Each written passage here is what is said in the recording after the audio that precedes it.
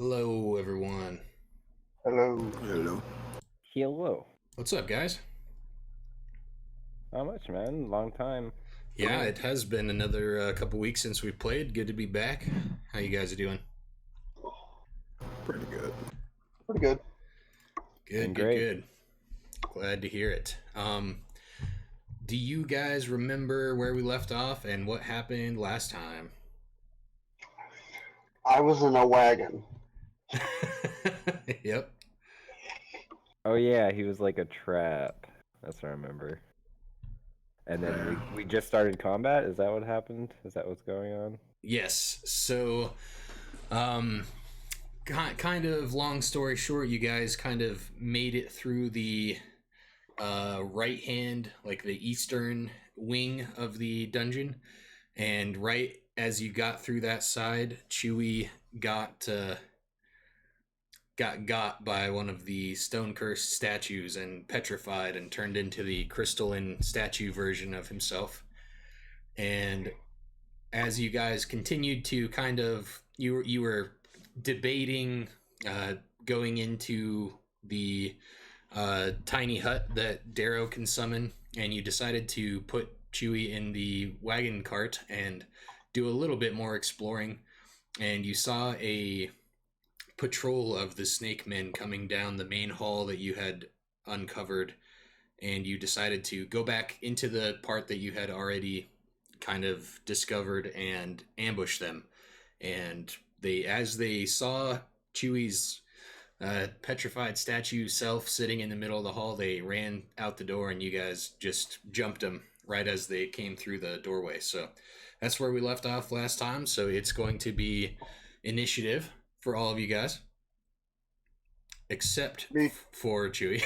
Yeah, I gotta say, All right. If I do recall, I actually raged before they came. I think you did, yeah. I think I remember doing that, and I'm willing to check the VOD. Nope, I believe you. And if not, we out. can say that you did anyways, because you guys definitely ambushed them, so you had time before. Like, they were coming down the hall, and you guys were, like, standing around the corner waiting for them to, like, pop out the door.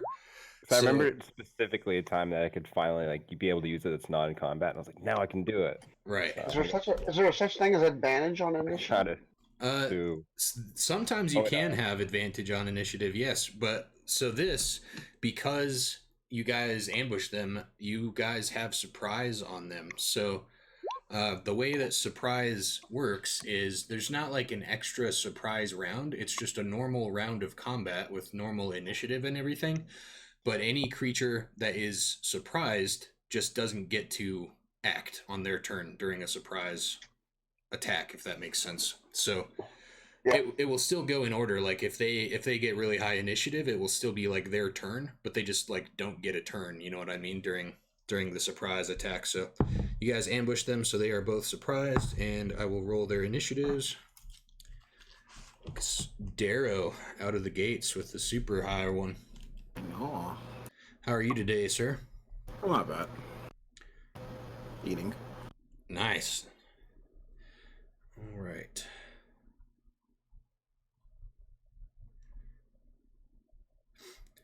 I guess I should roll initiative for Elder here. He's not petrified quite yet. Well, that didn't work out.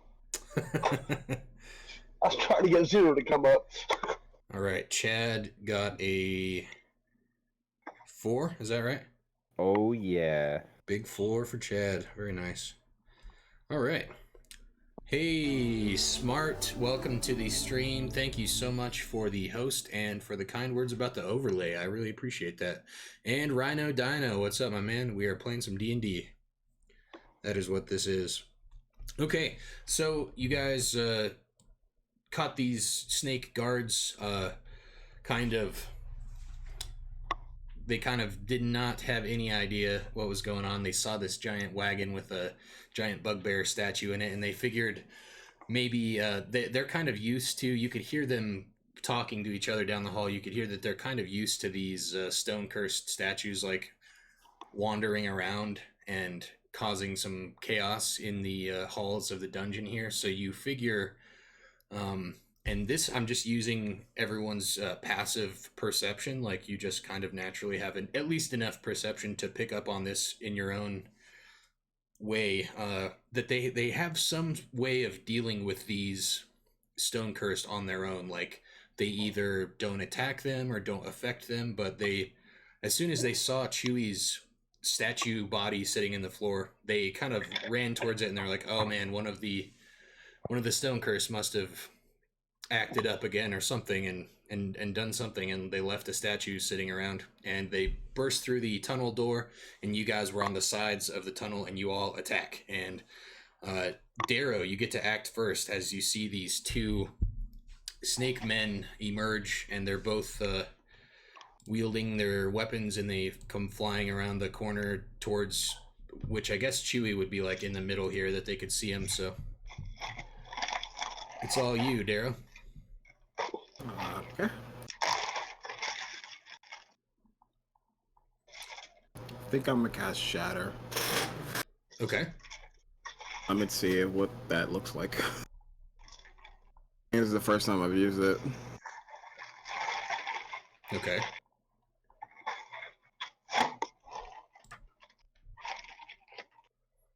Hey, thanks for the alert, Gusto. Really appreciate it, man. Each creature in a 10-foot radius sphere.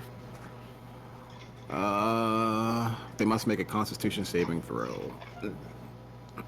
A creature takes 3d8 thunder if they fail. If they save, have a. If they I'll cast that right in between them. Okay. 1 second here. Let me get their stats. So they both have to make a con save, you said. Yep. Cool. There we go. Their stats pulled up here. There we go. DC 16 con save. All right, so save for the top guy. He did not make it. Bottom guy makes it. So, top guy takes 17. Bottom guy takes half of that. Yep. Okay.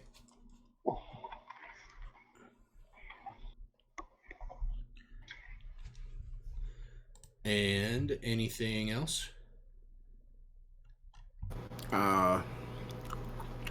Chad, are you okay health-wise?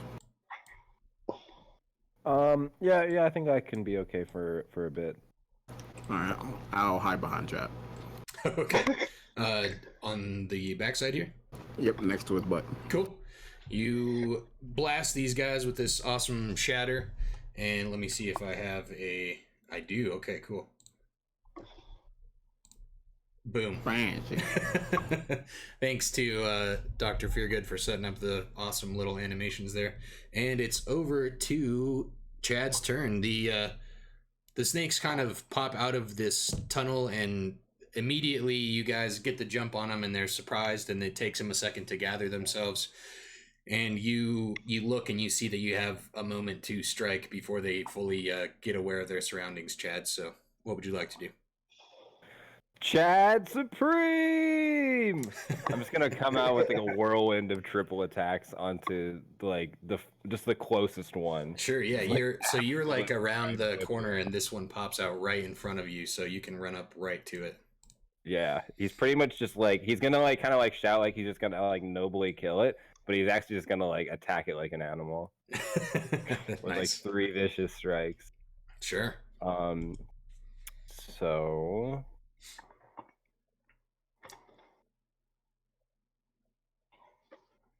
I think that's 14 to hit. 14 to hit. That hits. All right. Do that 2 more times. Yep, they all hit. Roll your damage. You know. All right. Ooh, this is a fun time. 2d6. Oh boy. Plus 6. So that's 9. Okay. Plus, oh boy. Plus 8. Okay. 17. Ooh, and we got a 7 plus 6. So 13. Mm-hmm. And then each of them gain rage damage, so that would be another 6. All right. So this thing pops around the corner and immediately gets blasted by Darrow's magic attack, and then it kind of, as it looks around and kind of starts to see what's going on and see that it was ambushed, great sword to the face, and it just gets blasted back, and it is like stumbling and bleeding out now, and it looks like it's in a whole world of hurt, and it is not doing very well. And it kind of starts to freak out and look like it's going to actually act. And Elder looks around and notices that he has an opening, and he moves over to the other one, and he will also do the same thing that Chad did. He thought that was a mighty fine idea, and he's going to attempt to attack here as well. Sushi. Let me get his character sheet popped up on my other screen here so I can manage it. And he will attack with his great axe. And let me just wonder if I can click and it will roll. Yeah, whoa, sweet. And he crits right off the bat.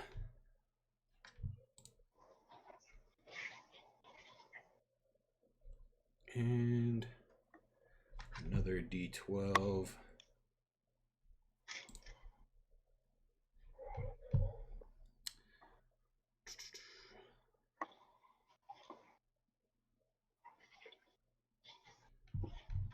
All right, so he smashes with the greatsword, and then he also, let's see, with a bonus action, I believe, has some spells here.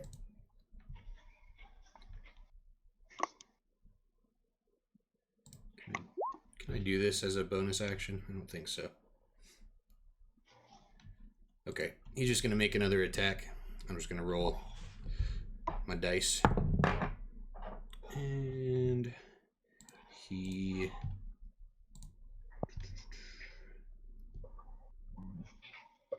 hits.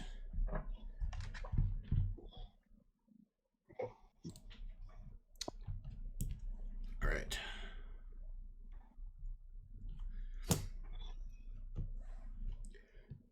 So all of you guys make your moves, and the snakes kind of look around and begin to get into their defensive position and look to see that they're being ambushed. And it's back to Darrow. They realize that they're under attack now, and they start to move towards you guys to fight back. And so that's the end of the first round. So now it's like back to the top of initiative like normal, and Darrow, you were the top of initiative. So essentially back to the next round, and now they will actually take turns.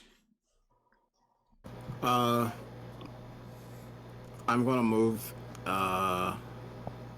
next to Chad, in between both of them. Okay. And I think from here I should be able to cast Thunder Wave without actually hurting my friends. It's like a square right in front of you, right? Yeah. Cool. Yeah, go for it.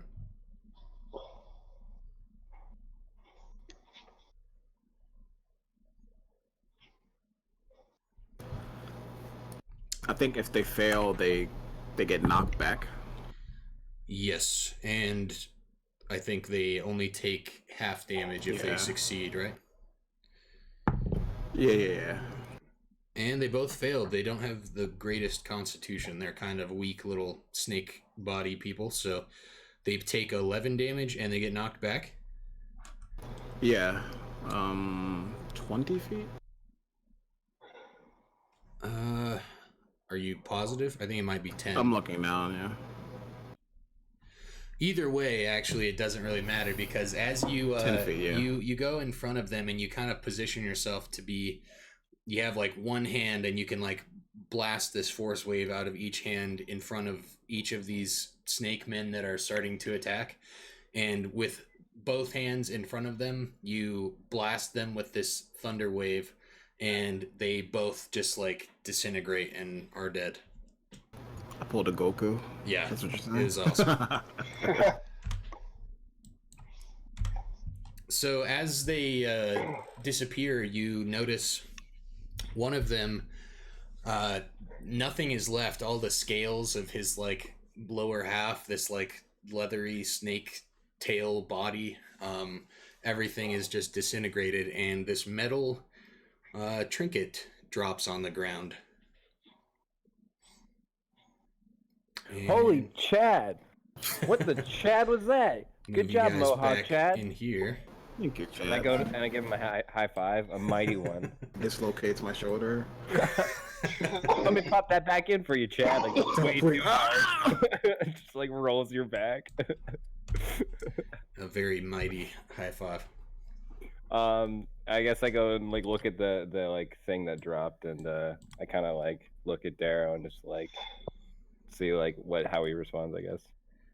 So you guys finish off these snake men that were patrolling, and you can look further down the hall and see that it all seems pretty still. You can see the chamber that they kind of came from appears to be relatively still. The ground, there's still like footprints and tracks and stuff leading all around the area, but it seems quiet. And then you pick up this trinket that dropped, and it looks like almost like a pendant, like a necklace, and it's made of like a brass metal, but in the middle, inlaid like a gem, is some of the purple crystal that you've seen growing around on the statues and in this cave, and the stuff that appears to be like covering Chewie right now is like inlaid into this pendant.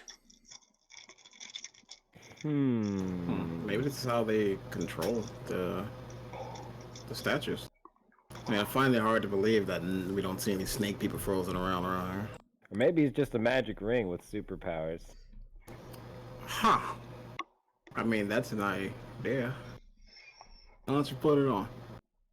I'd prefer if you identified it first.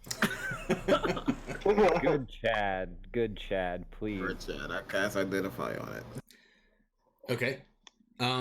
Also, I was looking. You have ritual casting, right? Yes. So you can identify that. It just takes 10 minutes, and then you don't have to spend a spell slot if you want to do that. Well, I figure we're gonna spell slots because we're gonna sleep anyway. Okay. Yeah, so you're gonna like full regular cast it. Yeah. Okay. Yeah. So you identify this thing, and it is. Let me see. This is an item that I created. I don't know if I have an actual Cue the Zelda music. stat block. Yeah, exactly. Do. Okay, so you have discovered a trinket of crystal fortitude.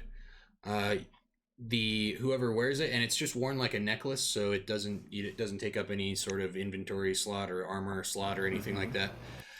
Whoever is wearing it gets advantage on saving throws against being petrified or frozen. And Well, that explains it. once per week, you can cast Greater Restoration, which, identifying this, you know what that spell is, and you would know what this does, like meta as Darrow.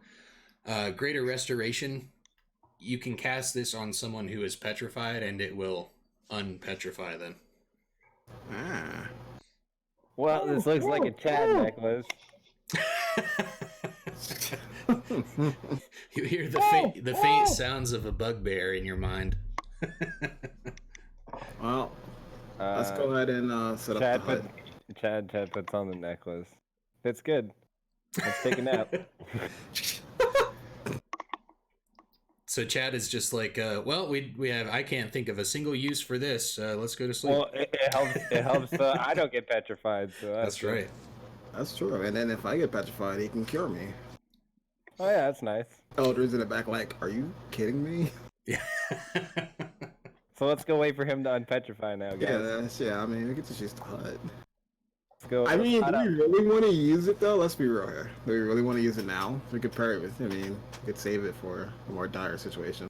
Yeah, we've already waited long enough. We waited basically like more than half the time. Let's rest up. We're gonna rest up anyways.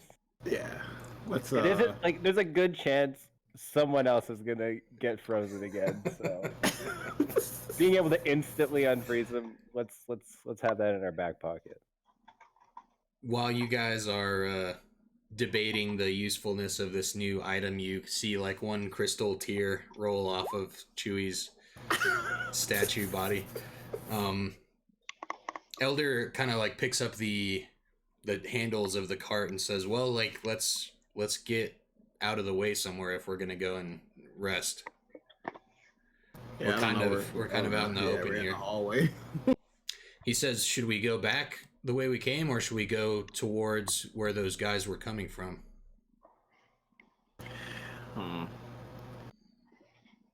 That's a good question.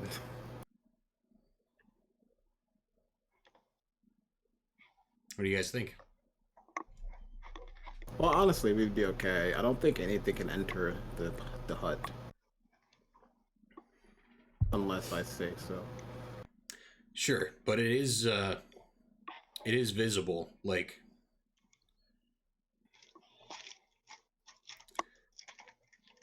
right, yeah, you that would be obvious. your It's character would know this. Like, you would be safe in there, but if someone found it, they could just go get all their friends and like wait outside for you, you know? That's true. I wanted to hide under the bridge, but we can't. No. It's a hole there. I guess we have no choice. They knew. I mean, you can. I don't see why you couldn't. You want us to hide under the? Isn't it like a pit? Yeah, but you could go down there. It's just like a 10-foot pit, right? But ain't it like acid in there or something? So there was those like floating crystals in there, if you remember. Yeah. And when they got removed, the poison gas like floated out and like dispersed. So they're just like empty pits now. A lot of them still have snakes in the bottom of them, but I'm assuming that you guys could just deal with the snakes. Like, we don't even have to do combat. If you're just going to deal with one pit worth of snakes, you could just drop a rock on them or whatever, you know? Yeah, if it's an empty pit with no snakes, or if there's just a few snakes, we'll jump in the one under the bridge.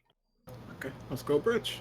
Cool. How are we gonna get Chewie down there, though? So there you go. That's the interesting part. You guys can get down there. If you can tell me the way that you want to do it, then I'll go with it. But I definitely don't think you can just like lift him down there. Yeah.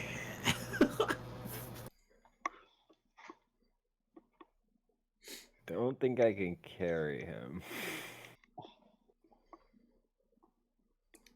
down a 10-foot pit. You guys can definitely try to, if you have any spells or gear or any equipment or anything that you can try to use, go for it. But I mean, we do have a rope, I believe. yeah. Wait a minute. I might have something in my inventory, you chads. Okay. The immovable rod. Okay, what would you like to do? We can perhaps make a set of stairs. Now, we would only need 2 sets of stairs and alternate between them. Chad can be the other stair. Okay. So you pull out the immovable rod, and as you start explaining this like stair idea, Elder's like, okay, I kind of see what you're saying. And he comes over to the corner of the pit, and he's like standing there looking and like triangulating with the cart with Chewie on it and Chad, and he's like sizing you up, and he's like, here, all right, hand me that rod, Chad. All right, here you go. I like toss it to him, and it like kind of sticks in the air. he goes over and like between. clicks the button and grabs it out of the air, and he's like, all right, so this thing, wherever you click this button, it will not move with no amount of force or anything can do it other than unclicking the button. So he like it's like a 10-foot drop, and he's like, so if we put this about maybe halfway down, and then Chad, if you kind of kneel down the rest of the way, maybe we can just kind of drive the cart down in there and use it like a stair/ramp. I like the ramp idea. What do you think, Chad? Exactly. All right. Well, Chad, jump down into the pit and maybe use your sword as like drive it into the ground and use it as like a brace or something, so this cart doesn't just come crashing down onto you. I'm gonna cast some heroism for you, Chad. It's not gonna help you at all, but you know it'll make you feel better. And Elder Alright. jumps down in there with you, Chad, and he like helps. He like will help catch from the bottom, and he clicks the rod into place, and then casts Mage Hand and begins to drag the cart forward, and yells out to Darrow like, "Hey, just grab from behind and make sure this thing doesn't topple over and we don't break Chewie in half." Can I politely remind you guys I have negative strength? And I need all of you to make a strength check. Guys have negative strength. Elder. Oh, jeez. An actual 0. Oh wait, I get plus 3 more. So that's 12.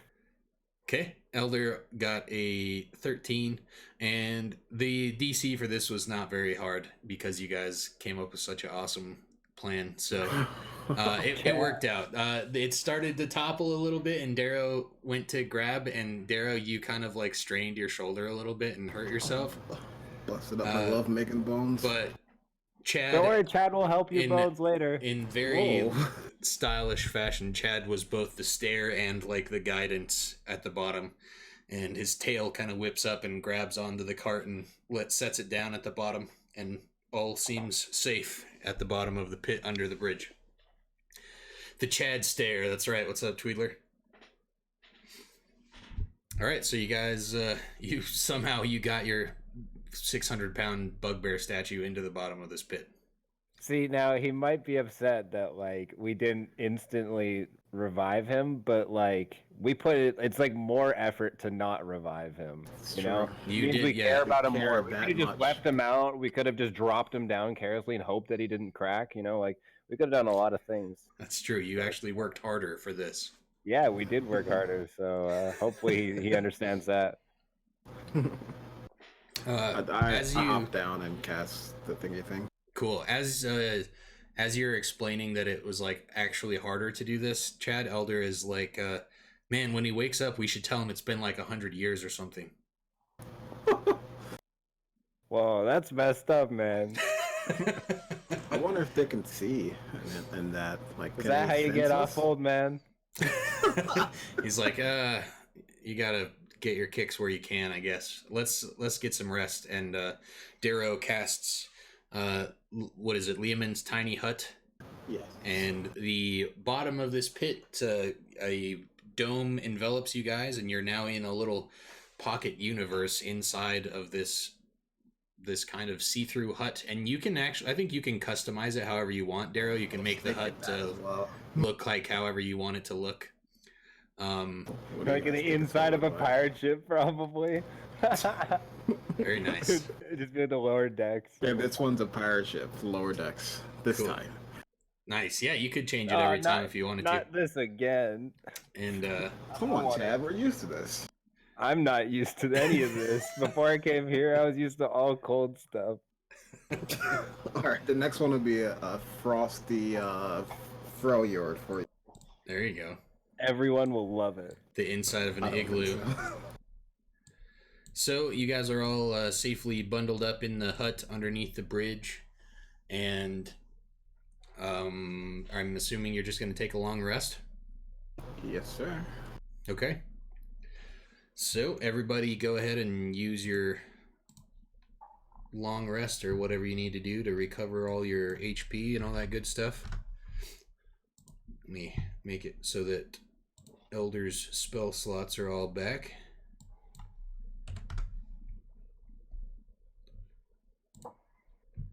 And you guys go ahead and heal up, all that good stuff. And it was probably about, I can't remember what we said, 1 or 2 in the morning when you guys were kind of going around and Chewie got petrified, and took a couple hours for the next couple things that you did with getting the cart and getting into that combat and stuff. So it's probably somewhere close to noon the next day as you end this long rest. And you can hear a lot more activity and stirring throughout the dungeon. But at the bottom of the pit, you're trying to stay concealed under the bridge, and you're still in the tiny hut as you wake up. And Darrow, you can feel like this only lasts for a certain amount of time, and you can feel that the hut is going to expire. You guys are staying concealed under the bridge, but you can hear a lot more like rustling around and stuff in the daylight now. I'm going to, because Chad reminded me that we bought stuff, I'm going to use my deck of illusion. Oh, okay. And I'm just going to make it appear as if nothing's going on under the bridge. Interesting. All right. I guess I'll make like a fake pit top. Cool. So Like I think you could maybe make it look like the trap was still here, like the poisonous gas was still like floating around, so they wouldn't really suspect anything was different. That sounds good. So to anyone that's like wandering around above, it just looks like the pit is all as normal, and you guys would be underneath. And I think you could probably do that with the tiny hut as well. I think you can kind of customize how the actual like shell of the hut looks if you wanted to make it look like the like purple and green poisonous gas, you know? Right. So very nice. I like that. That's a very inventive idea. So were you guys going to rest a few times in order to get the petrification to wear off? Just about to say. Hey, Chad, maybe since it's daytime, we should just do it again and wait till it's darker and when there's less people, because that seemed to work out really well for us. Cool. So if that's what you guys want to do, we can just kind of fast forward through things really quick. Yep. All right. So I think it would take you like 3 8-hour periods to get through it because it's like a 24-hour petrification or whatever. Mm-hmm. About halfway through the second period, you're casting Tiny Hut and you're doing like a full rest, but in meta, but in game or in the actual world here, you guys are kind of just like this would be a pretty stressful situation. You're hiding in this lair under a bridge, and you're just like trying to remain pretty quiet and not let anything know what's up. And you hear some passing like patrols and workers, and you can hear some of these carts that you've seen throughout the dungeon rolling by, and you're imagining that they are transporting some of these statues that are being created here. And you can hear some of the guards traveling, and you can hear them talking, and they seem to stop at the bridge, and you can hear some voices saying like, man, what's going on in here? The spawning room seems like a little weird. Like the pits are all empty. I wonder if the brood was ready early and they cleared it out like throughout the night on the night shift last night. Like, man, we really missed a lot. Where's the brood keeper? I wonder if she went and talked to the boss. And you can hear them talking like they see that it's kind of weird that this room seems so empty and all the pits seemed cleared out, but they aren't too alarmed by it. They're like, no cause for alarm. They're just kind of curious. Like maybe they aren't filled in on what's going on. You know, it's kind of just like a regular work thing. If you come in for the morning shift and a bunch of stuff is different, you're like, must have been the night shift, guys. And then you kind of go on with your day. So it seems Well, like in reality, you all got robbed. exactly like it seems like you guys kind of you've got away with things so far as you can tell, but you are still trying to maintain your hidden presence underneath the bridge, and time continues to go. You still hear working and people wandering through this hallway occasionally, and a cart being dragged here and there. You can hear some people talking, but nothing crazy seems to happen.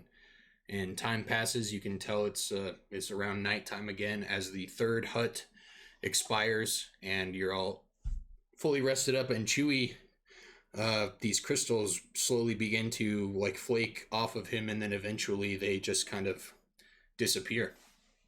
And a few little scrap crystals remain on the ground. And Chewy, you are back to your normal state, and you can go ahead and long rest yourself up to fully heal yourself and all that, and you're back to normal.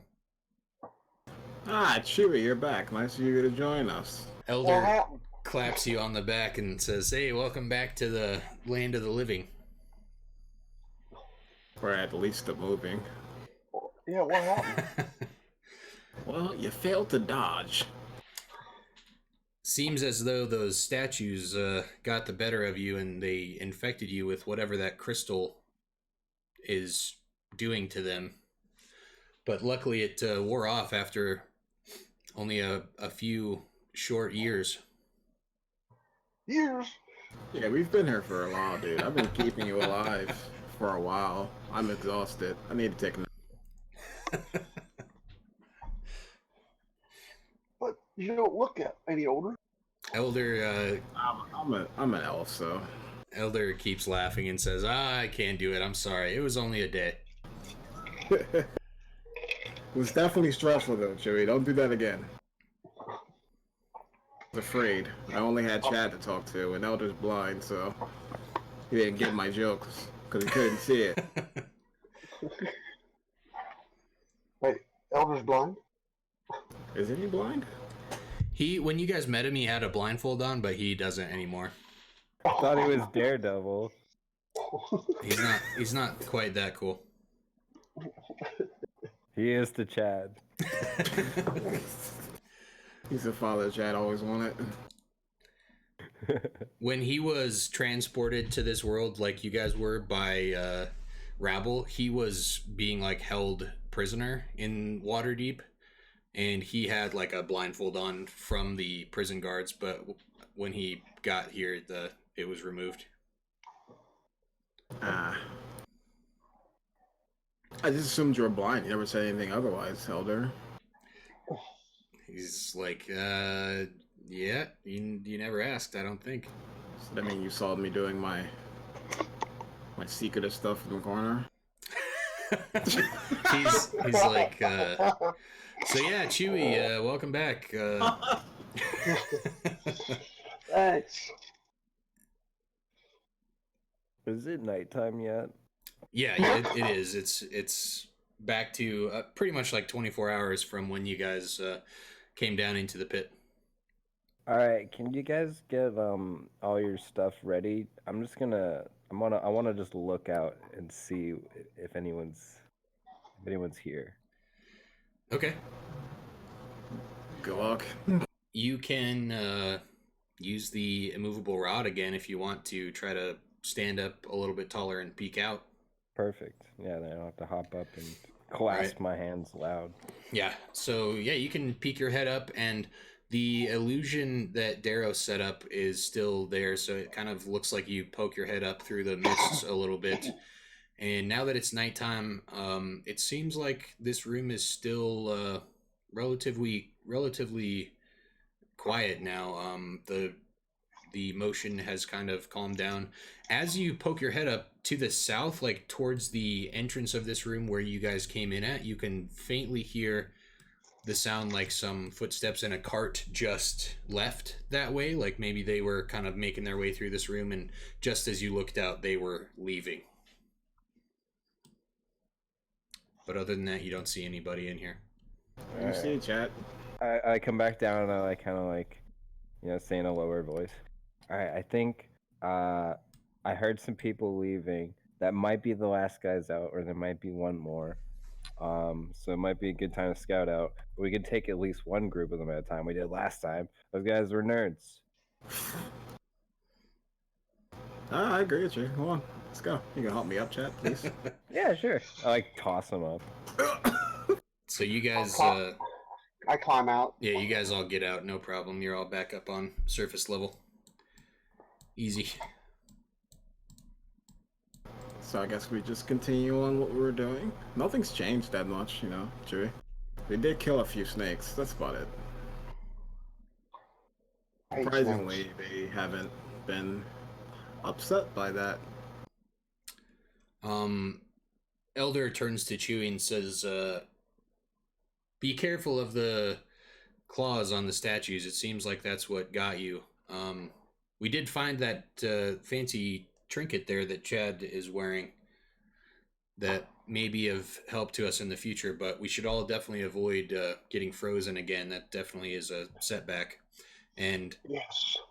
you guys carry on the way that you were heading. You get back to the I guess tunnel entrance into the place where you ambushed the two snake men at, and you can see that their bodies are gone, and there's some kind of marks where you can see that they may have been dragged, and you can see in the crystalline dust that kind of covers this floor of this place, you can see that there's some tracks from where they may have been dragged off down the hallway. Huh, they definitely know they died. I mean, I guess we should be careful now. Definitely. They definitely know somebody has been here at the very least. Yeah, but maybe they're still not on alert. It's been like 24 hours since that happened. Yeah, but I mean, one day anyone could just think it's just that's going on that day or that week. Yeah. Once it goes on for 2 weeks, then it's like, Yeah, then it's an established occurrence at that point. yes. And then you can expect it for the next week, and then you should probably talk about what's up, especially if what's up is like 2 people dying every night.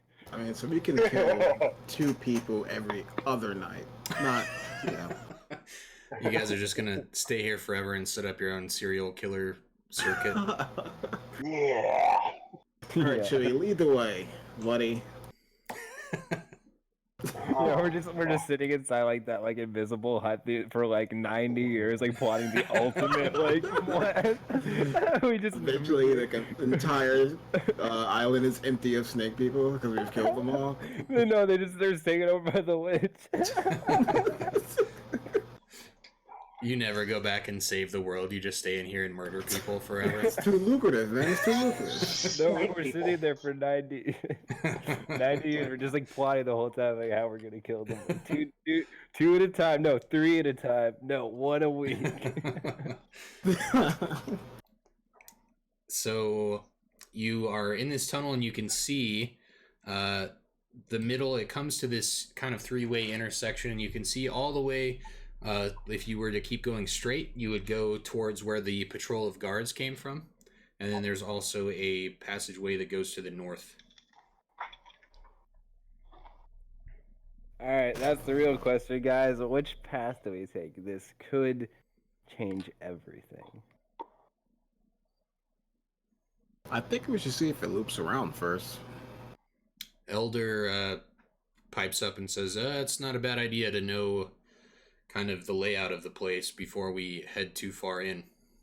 Yeah, we might need an additional escape route. If we don't know what the other place looks like, then that's pretty bad. Exactly. If we have to make out of here quickly and we get blocked off one way, we really need to know how to get out of here.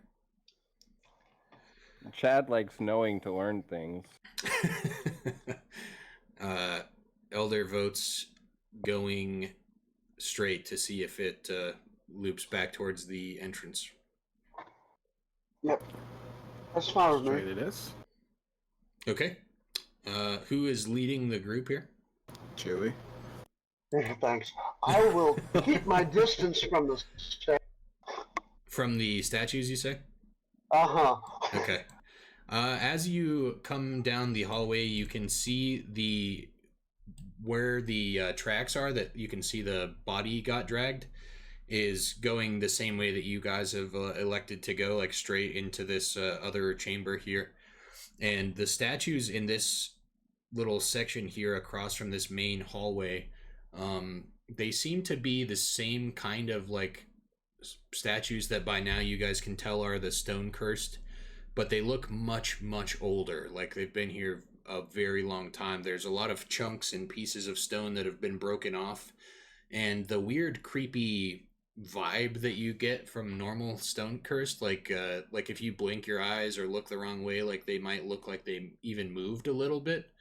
These ones don't seem to have that. They just seem like really weathered and old versions of those statues. Maybe they expire after a while, you know? No, I Maybe think if I think they- it's just Gen 1. Gen 1 had a lot of bugs in it, yeah. Yeah, I think the updates got real crazy. Anywho, I mean, they look like they're missing pieces. I mean, if they do come to life, you could probably blow on them and they'll fall apart, so. Yeah, we'll keep a mind for them, but I guess we won't trigger them intentionally. Yes, definitely not. Okay, so you guys kind of keep your distance and creep through the pathway here, and as you get to the next little entrance here, let me clear this out. It looks like an empty room, but it is not.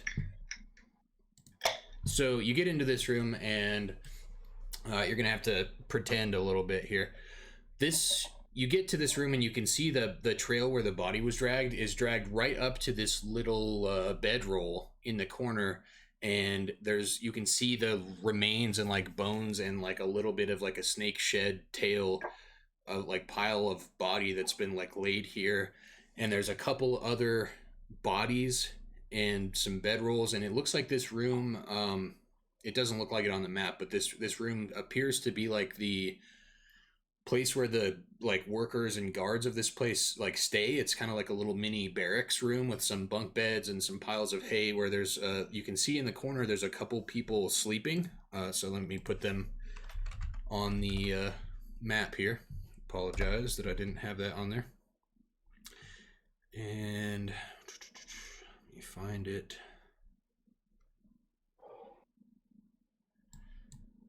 Whoa, my God. So there's your little sleeping snake man. And there's another one right next to him. They're kind of like laying on their own little bedroll areas here. You can hear them lightly sleeping and kind of breathing and snoring a little bit. And then you can see there's at least 2 or 3 like dead bodies next to them that have just been laid there. And then close to you, next to this cart that you all can see, you can see this pile that looks like there might be something in it, and you can see a big pile of these crystals that you have become used to, these purple crystals that appear to be glowing and almost shifting and moving a little bit, and you hear this wheeze and sound, and you see this hand stick up out of this cart full of crystals and junk and clothes and stuff. You see this hand stick out, and it looks like a humanoid hand, not like the like wretched green slithery like snake people hands that you've seen before. This hand sticks out, and you hear this wheezing sound, but the voice, you can't make out what they're saying. It's so quiet and faint, like it's very weak. What in the hell? Ooh, free loot. You didn't see that creepy ass hand over there, dude? It's probably just a friend trying to shake my hand. Well, go for it, Chad. Yes. Be quiet, by the way. They're asleep. So you guys are like creeping into this room, and you're trying to maintain your. Oh, that was the puzzle. It was the whole trap all along. We gotta kill them first, then grab the stuff. I almost messed it up, guys. I'm sorry. It was close. As you guys get closer, the hand is like, it looks like it's reaching out towards you guys, and you hear this wheezing voice like, very faintly calling for help or something, and it's calling towards you, and it's getting a little louder, and you can tell that this person that is in this cart or whatever it is using all their energy to call out to whatever it is. They hear footsteps or hear you coming, and they're trying to get your attention. And you see one of the snake men in the other corner kind of like roll over a little bit and start to stir, but they're still asleep. Can I roll for stealth to go check unseen? Sure. Or unheard? Me too. Yep. Everybody can make a stealth check if you'd like. And you can go ahead and make it with advantage. Like, trying to sneak up on people that are asleep, I don't think is incredibly difficult. That's good. Cool. Yeah, you guys are all pretty sneaky feeling. Guess I'll make one for Elder here too. I'll walk over to the thing, the contraption thing. Okay, it's like it looks like the cart that you guys were carrying Chewie on, but it's got like a pile of clothes and random stuff on it, and then this body that is covered in these purple crystals, and you can see the weak hand like sticking out of it, and you sneak over to it very quietly, and you can see as you get closer and further into the room, you can kind of see out of this hallway, and it appears to be another room in there, and it just goes off into a wall. And you get up close to the cart, and you can see you kind of have to move some of the clothing and hay and junk out of the way, but you can see this like half elven man, and he kind of looks like the village people that you saw before you came in here. And this is like horrible DM on my part. I don't remember her name. The person that sent you on the quest to come and find the village elder. I don't either. Which is Darrow's girlfriend, so I don't know why I don't remember. That's like 8 kids. Of course I don't remember. Let me see if I had it written down in my notes. Man, I don't remember her name. He just remembers the sweet bod. No name. We will remember her name before we get back to needing it, so it's not too important. But it's like the same type of people. You can tell that this is one of the like mutated elf people that is from that village in the forest. And from the description that they gave you to find their village elder, this looks like that man Samuel that you were told to try to find if you could. And as you uncover him and you see him there, you can see from the bottom up, these crystals are growing around him, and they're like covering him just like they were Chewie. And it's about up to his waist, and he's like stuck on this cart laying there, and he's like barely breathing. He looks very injured, and he looks up at you and like reaches his hand up to grab your arm, and he's like wheezing and trying to get your attention for help. And he gasps and he says, like, you're not with them. Have you come to save me? I don't even know who you are, but sure. Wait, are you Samuel? He like lights up what little he can with the energy that he has, and when you say his name, he gasps like, yes, that's me. Have they sent you? And he says that lady's name. He's like, has I think, man, what was her name? I can't remember. Yeah, I don't know. I don't know how I forgot. I should have wrote it down. Yeah, we got sent by some hot chick to come find you. Honestly, And yeah. He mentions that was his granddaughter, and he's pretty old, so he doesn't remember. he takes care of the village, and he went out to kind of see what was going on here, and they ended up capturing him. And he's in pretty rough shape, and he's about halfway transformed into one of these statues, it looks like, and he's been just cast aside and tossed on the garbage pile here, and he is not looking too good. So are you like infectious, and should I be afraid to touch you? He says he doesn't think so, but he doesn't know much about what's going on here. He tried to scout the camp, and he found out that they're creating these statues. They're like abducting the people of the forest and turning them into these snake monsters and statues, and he doesn't think that it's contagious, but he was attacked by them, and he was captured when he was exploring the camp. If he was sent here to scout, can we like ask him to like update our map? He says that he was like outside in the like military camp that you guys had to kind of sneak past, and he was like scouting out, watching their operation, and learned kind of what they were doing, but he never made it inside, and they captured him and brought him in here. Okay.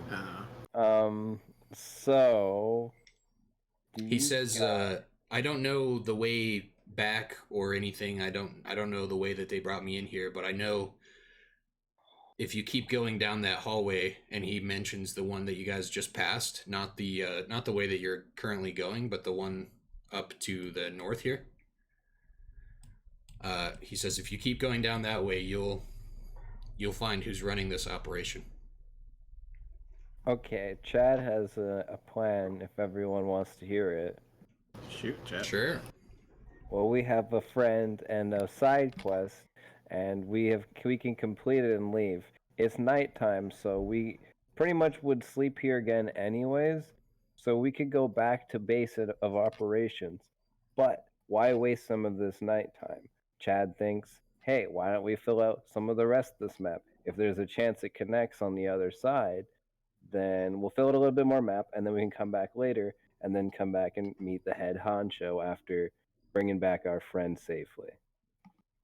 Chad. That's a sound plan, Chad. I'm impressed.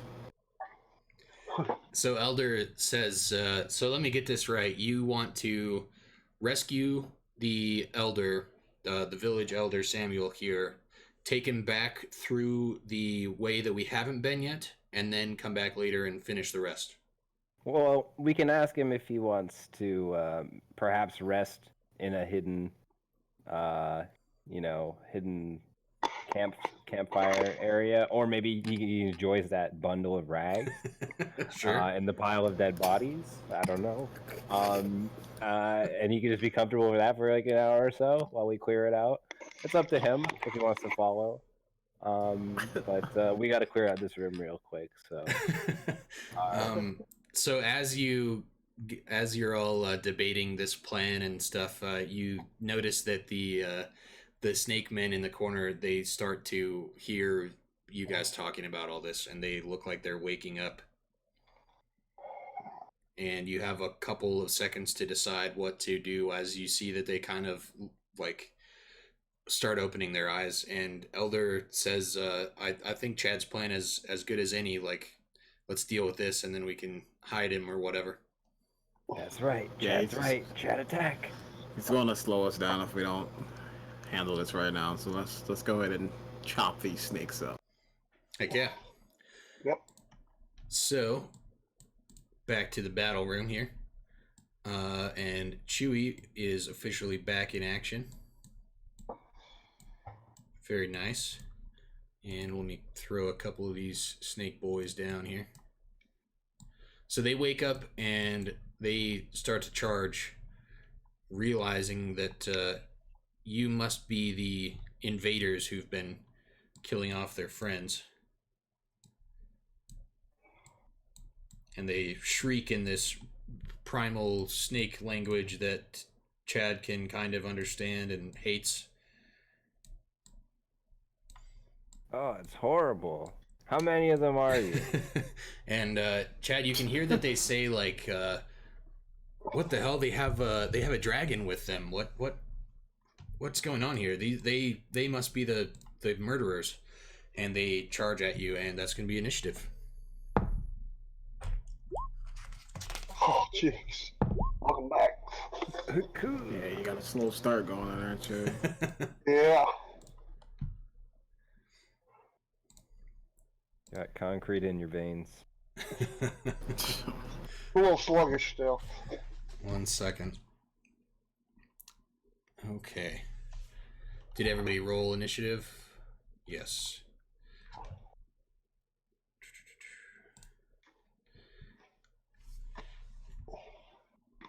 So we got a 13 for Darrow, 12 for Chad, 4 for Chewy. I guess you could say Chewy has a few kidney stones left.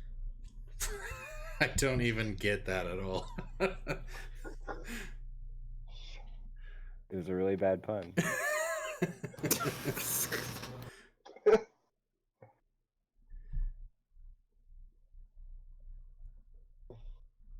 Okay. So, let me see. These guys are a little... They get up, and you see that these ones are a little sturdier and tougher looking than the typical snakes that you've been dealing with so far. The rest of them that you've been fighting have been kind of scrawny looking, sickly snake people with these snake tails, and they have like longbows and swords and stuff. And these are like pretty burly looking. Like the top half, that's like the man half of them, is like pretty shredded looking, muscly dude with like these big scimitars and stuff. And they look a little bit more stout. They look like The Rock. They like Scorpion King, but Snake King. Yeah, God. exactly. Like they're both like have The Rock's face. So disgusting. And they both are actually Dwayne Johnson. They're huge. Yeah. And let's see. It looks like Darrow, you're first again. Oh. Hey, Vex is telling us a joke in the chat. He says, what's a vampire's favorite salad dressing? Italian vinaigrette. Haha. Oh God. I like that one. That's good. That's right. Vampire King approved, Vex. Very nice. Okay, Very Darrow, fun. your go. I'm gonna step up to 5 feet from them. 2 square. So, 10 feet? Well, move up one more. So I'm in front of them. Okay. And then I'm going to cast Thunder Wave. This time at level 3. Level 3 Thunderwave. So they both make a con save still, correct? Yep. Okay, 1 second. I don't know what any of that means. These guys' constitutions have improved a little bit, but not by much. So let me see. Increases by 1d8 for each slot above first level. So it increased by 2d8, but I still roll trash. So 19 total. That's not bad. That's pretty good. Yeah. A 1d8, the average damage from that is 4.5, so you got above average on 3d8. Oh, that's cool. Awesome. So, I'm awesome, guys. Yes, you are. 19, so, and they're both knocked back, what, 10 feet? 10 feet, yes. Okay, so they're back against the back wall that they were sleeping against, and they both take a big ol' 19 points of damage there. And they do not look very happy with you at all. And Chad, you're up next. Chad. Chad goes in and tries to like imitate their Dwayne the Rock Johnson like stance, and like tries to beef up and goes full rage. Chad's raging. And he goes into a frenzy because he realized he's not even nearly as buff as these rocks. All right. Everything in here is rocks. Stone related. Then he's gonna use the rest of his action to run forward and hit the one on the right in the face. I don't know if you can make it, but you can try. I have actually 40 speed. Really? Yeah, that's the trait I get. I think at level 4 or 5 or 6. You got increased movement speed? Oh yeah, level You 4 or big 5. boy. Yeah. That's you can check my badass. sheet. Yeah. I was like, I'm waiting for this to come in handy. That's awesome, man. All right, so 5, 10, 15, 20, 25, 30. Boom, you made it. Chad, they're like, there's no way he can get all the way over here. I'm just like running all the They way. just see this dragon, this white blur fly across the room, and you can almost hear them try to say like, "Oh my god, that's a fast dragon," but you're like already chopping him up by the time you get there. So Chat superhero name. What more? I'm gonna hit him with my barbarian double attack, just that one I'm right in front of, and let's see if I hit him with these two. 23 and a 20. try to zoom in so the stream can see the action here. Hard with the close enough. Okay, 23 and a 20 to hit. Wait, you did a double attack on the top one? Yeah. Both on the same one. Okay, yeah. Those are both gonna hit for sure. Oh yeah. Let's get that damage going. Yeah, roll damage. So we have wow. Oh boy. We have a great 8 7 and plus 11. 12. 7 plus 12, that's 19 plus 4, so that's 23. Okay, Not bad. it's not too bad at all. That's the cool thing about like once you start to get higher level and you have good gear and abilities and stuff, even if you roll bad on your damage, you're still doing pretty good damage. Yeah, exactly. At least I got my rage in, so it was still a pretty good move. That's right. Okay. All right. Let's see who we have next is the top snake, the one that Chad has decided to attack. It's not very happy about that. And it is going to, let's see. It has a lot of things it can do. Let me see. It's gonna like pick me up and run away with me. Okay, so it is a type 3. All right, it's going to scimitar attack you, Chad. And it will do that 2 times.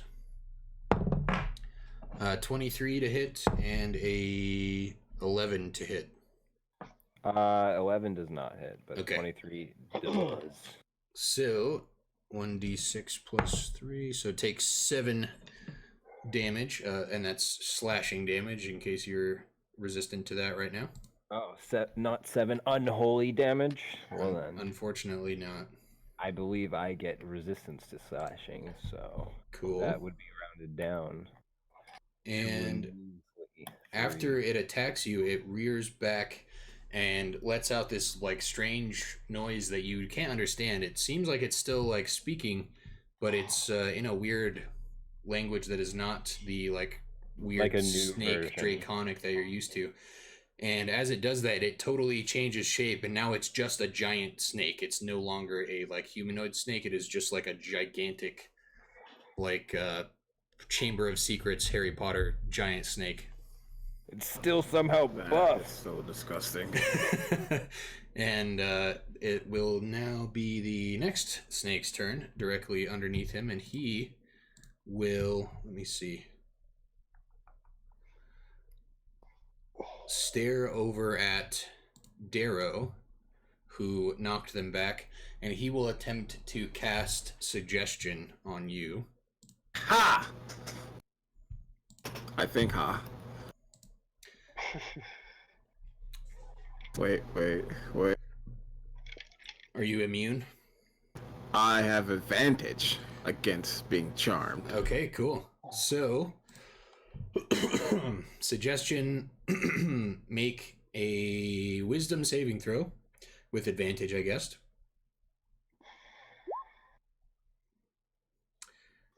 $18, yep, that'll probably do it.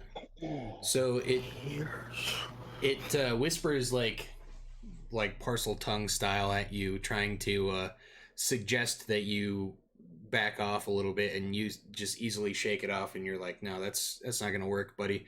And it gets super upset that it doesn't work, and it does the same thing, and it rears back and transforms into a giant snake. And Chewy, it's all you, man. I am going to stand back and shoot my hand crossbow twice Okay. at the bottom one. At the bottom one. Aim for the pecs. Back up here. Maybe not. Okay.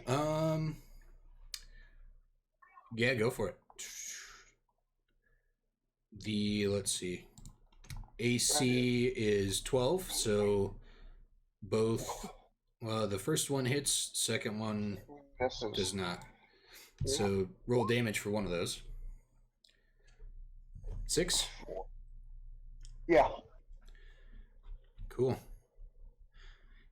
This giant snake gets hit by your little crossbow bolt, and it pierces into it, and it looks like it's really not happy about that. Anything else from you there? No. Okay. Over to Elder. He is going to move over kind of by Darrow, get into position here, and probably try to cast a spell. Hello, friend. He claps you on the side of the back and says, "Let's kill these snakes," and casts Witch Bolt onto one of them. Let me see if I can do this. I don't know how to do this. Witch Bolt.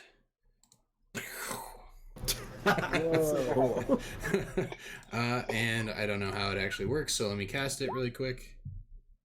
Witch Bolt.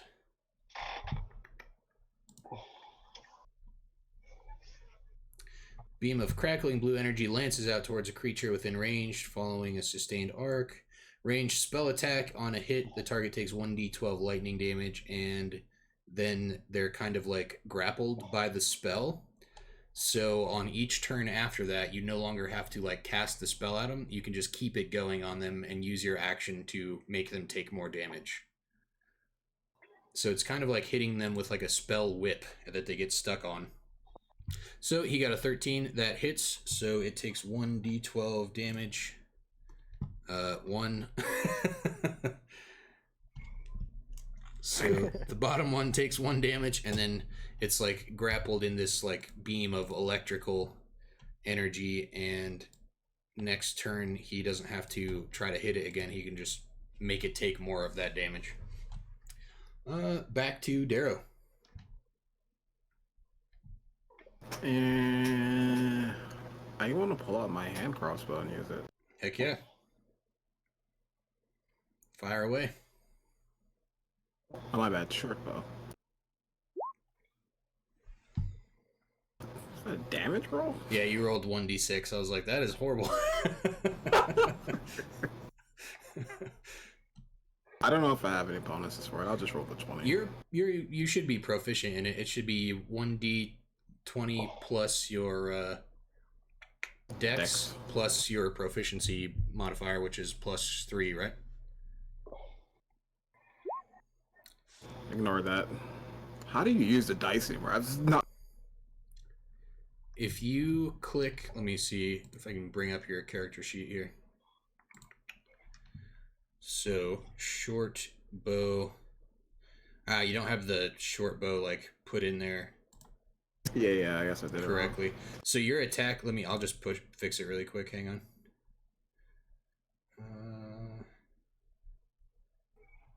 Okay. Did that work? No. Doesn't have the attack on it. Yeah. There we go. Now click the. You didn't click the attack. You have to click it. It has an attack. It wasn't put in there, right? I had to fix it. Now there we go. So now if you click on the word short bow in your inventory, that'll work. Yep. Now try it, Darrow.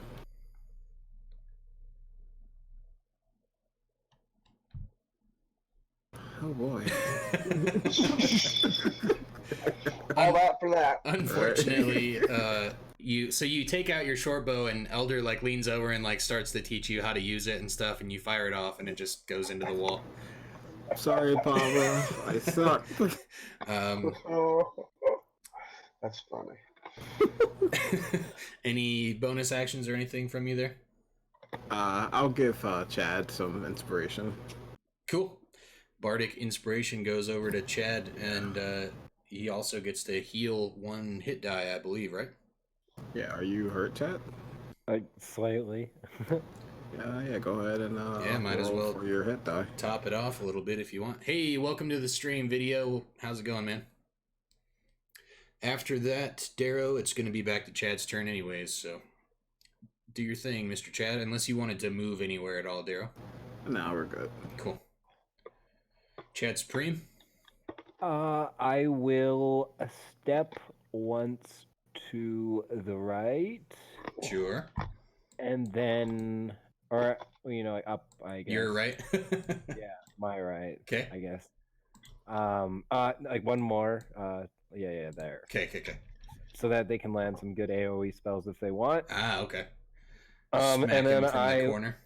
I will go for my triple attack. Very nice. And, that is what I'm gonna smack him with. Here we go. Boom, boom, boom. 26, 17, 20. Hit. Let's go. All right. There is a extremely small likelihood that this doesn't kill this thing.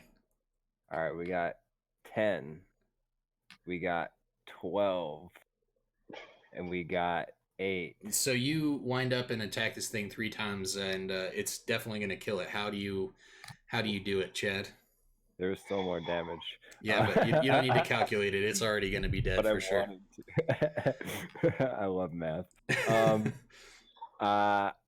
So I'm just kind of gonna I guess since I hop back, I kind of just like hop back and like with like all that momentum, like draw like my arm all the way back and then go into like a stabbing motion. And like as it like comes back with the sword, I just like double hand stab like it straight into the wall, like pinning into the wall. Yeah, like a worm, you know, just boom right in the wall. So this guard wakes up and transforms into this gigantic snake, and you kind of like pull back into this like double-handed charge attack and just like pin it and skewer it into the wall, and it slumps over and it is dead. And the sword is so sharp that its body pinned to the wall starts to like the weight of its body hanging on the sword against the wall starts to cut itself and slump off and fall onto the ground. Awesome. Chad is eating good tonight. Very nice. I won't eat in front of the village though. That's so kind of you. Well, we're doing good, video. Thank you so much for asking, man. Glad to have you come to the stream. Chad Supreme, anything else from you before it is the snake's turn? No, I just kind of taunt the other snake. it kind of snaps its like quick animal reflex over and sees that its friend has been killed, and it immediately charges at you and kind of snake-like pounces over to you to attack. And in snake form, it is going to try to constrict you, and then it will try to bite you. So the constrict, it will try to hit. Let's see. 12 to hit.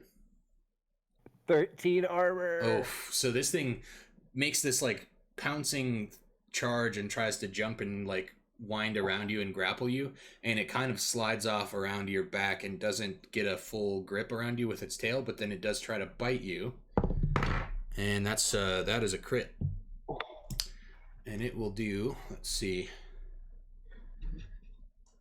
let me add up all this damage really quickly. 8.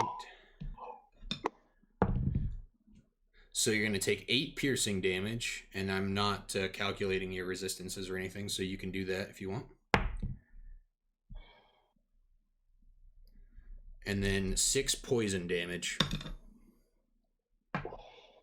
6. From its bite.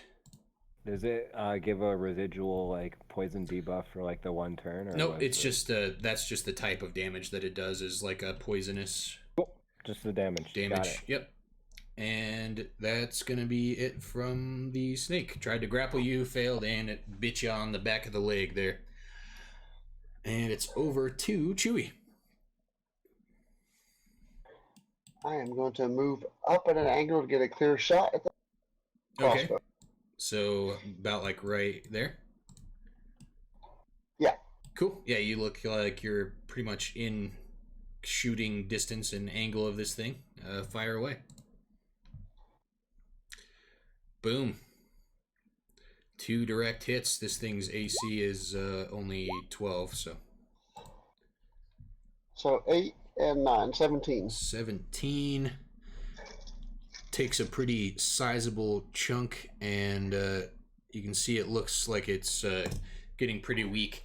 And its form, this giant snake form that it's trying to kind of transformed itself into, starts to kind of fade, and it looks like it's slowly starting to like shrink back down into its humanoid form. And it's over to Elder, who I believe he had the witch bolt on this one, the bottom one that's still alive. So he's just going to try to send more electrical energy through this witch bolt that's connected to it. So it's going to take 1d12 damage.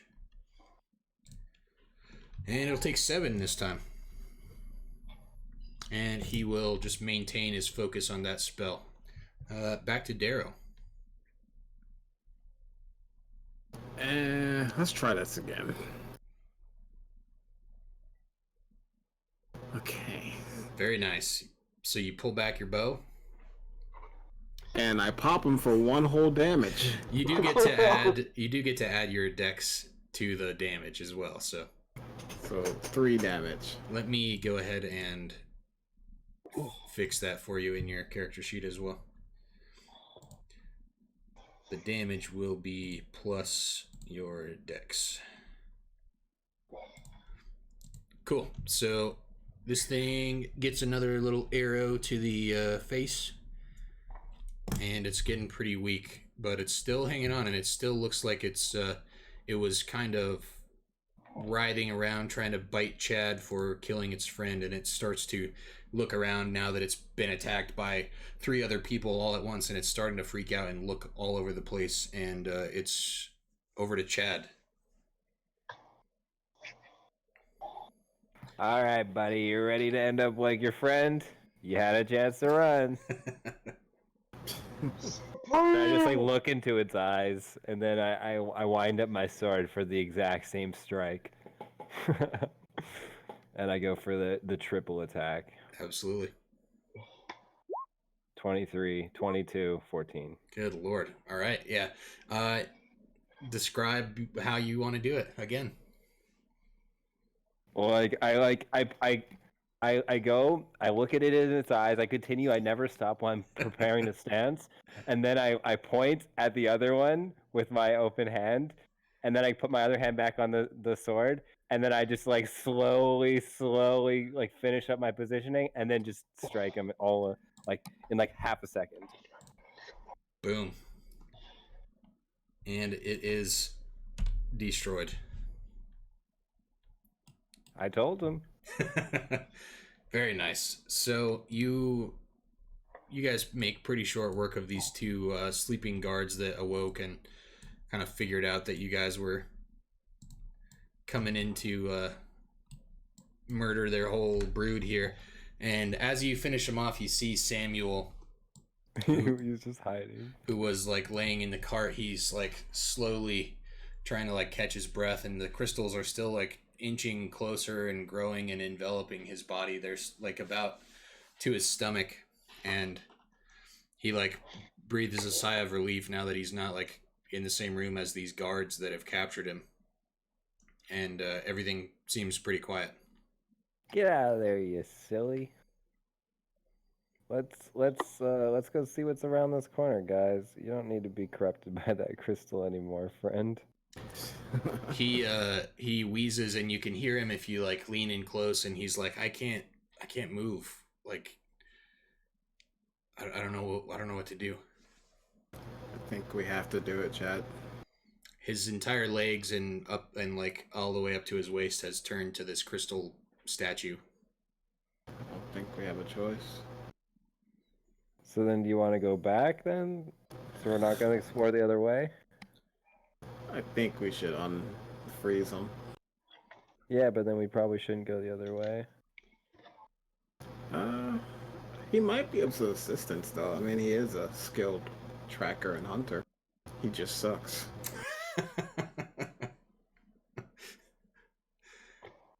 He speaks up and he's like I'm in this cart. You guys could get me out of here, but I can't move on my own. We really want to push another cart around? I mean, I'm gonna ask him, how long do you think you got? I mean, in reality, if he frees us out, we'll just unpetrify him anyway, right? Yeah, or we can just leave him in the town and they'll unpetrify him. It's true. Older man. As long as it isn't some sort of like permanent petrification, it's like the other ones that we had that's temporary, then yeah, like maybe we have the element of time on our hands.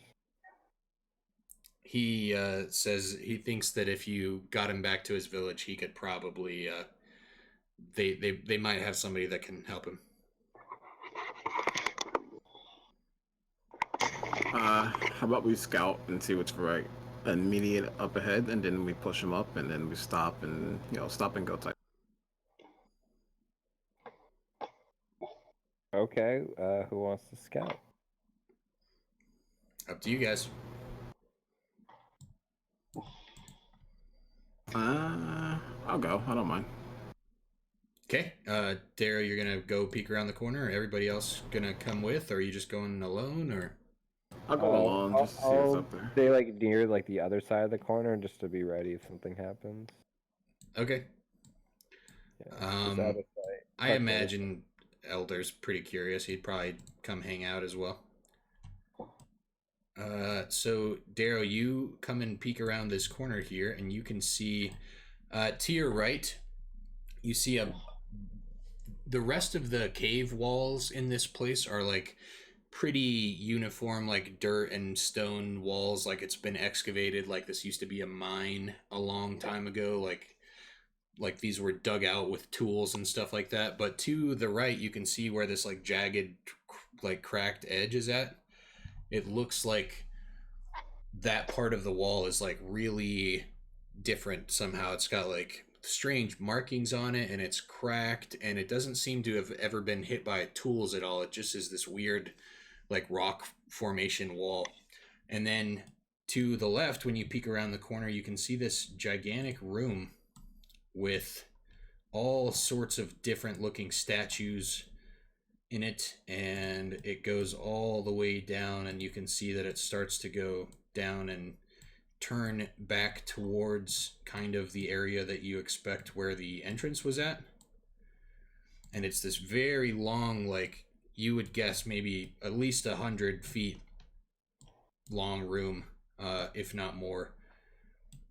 And you can see on the other side of where all these statues have been placed, there seems to be something weird with the floor. Like there's a wide section of floor that you can tell is different, but you can't really see from where you're at what's going on with that. And the statues seem to have all been lined up, like they're placed here and inspected or something, and they're all kind of just placed in rows, and each one of them looks like a different statue. Like if these were statues created after historical figures, they would, each one of them looks like a different person, and they're all interesting and unique. And you can see that there's one statue on each corner that is on a horse, and there's two in the middle that are just standing up like normal. I'm gonna go back, and I don't think we should go that way, guys. There's a lot of stone cursed that way, and the floor is really weird. Well, sounds like a Chad venture for another time. Let's take this bad boy back home before he turns into another stone. Yeah, let's just go back the way we came. The other issue is getting out of the camp, though. True, but it is nighttime, so it isn't as bad as just like It's last true. time. And when we get back, we can wait till it's nighttime again to come back again. And then we can Yeah. figure this out maybe, and then go find out the head honcho. So you guys want to wheel the cart back the way you came, or back this new way, or? Back the way we Actually, came. back the way we came, but I'm curious about like the tracks. Like, did the tracks like go past that weird like darker section of the ground, or did it like? Are there as many tracks going past these like statues, or is it just like people dead end this way and kind of just turn and always go the other path? You could investigate, but from where you're at, you can't really tell. I thought like Dara would have saw it. Well, I'm not gonna go like look. I'm just gonna keep moving. Okay, yeah. From just like peeking his head around the corner, he didn't really check any of that out. But who knows? You do notice that like all of the tracks seem to be coming from that room, like towards where you guys are at right now. All of the main like cart tracks and all of that stuff is like heading from the room with all the statues in it towards where you guys are at right now and like looping around. Makes sense. Makes sense. All right, those could be the prisoners. Well, let's get back before we're one of them. Okay. So you guys grab the cart with Samuel in it and make your way back? Yeah, we start wheeling. Okay. As you start pulling on his cart and taking it down the hallway, Darrow, I need you to roll a d12 for me.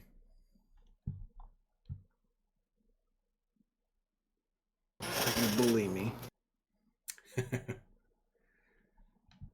Cool. So you guys are pulling on the cart and you wheel it past this big hallway here, and as you pass it, you kind of like look down and you see that you can see some statues in the entrance, and the tunnel, like it's a pretty narrow tunnel, the ones that you've passed through before, but it seems to open up into this huge room, and you all kind of hurry past with the cart, and you hear some movement and commotion in that room, but you quickly pass by and no one seems to notice that you are going with the cart, and you get back into the spawning room that you have rested in before.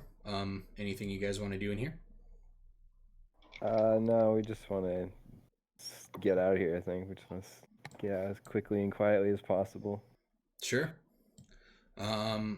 So you get about halfway down, get towards the bottom of the room. Darrow, roll another d12, please. Oh boy.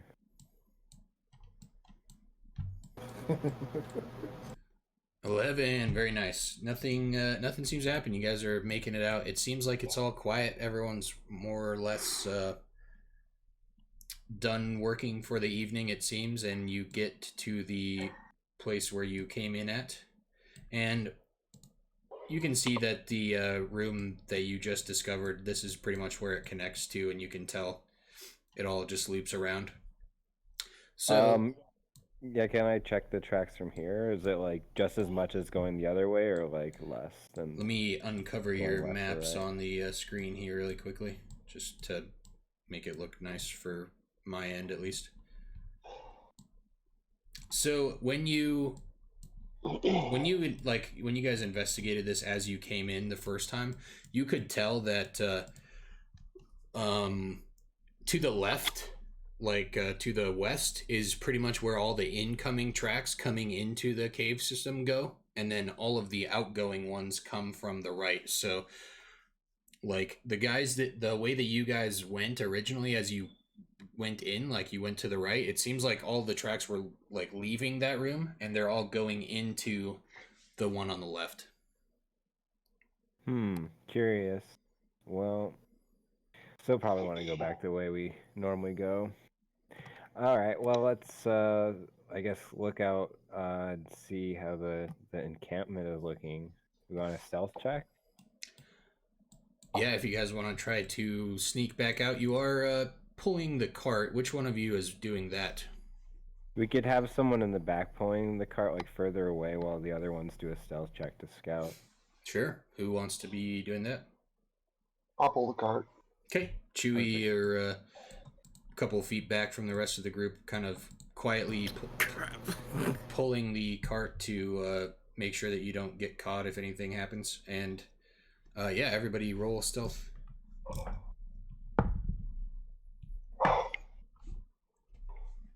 Elder got a 4.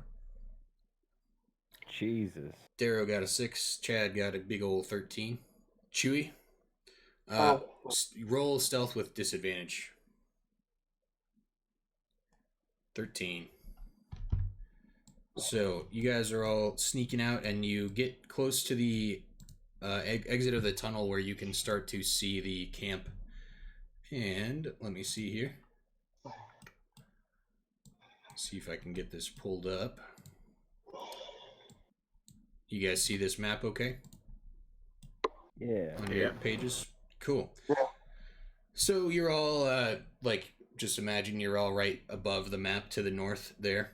And you see the camp. It's slightly illuminated by firelight and seems all quiet. You can see a couple people kind of rooting around. Let me get them placed on the map here. I did not expect you guys to do this. I love how no matter what you expect to happen in D&D, it's always different. I really love that about this game.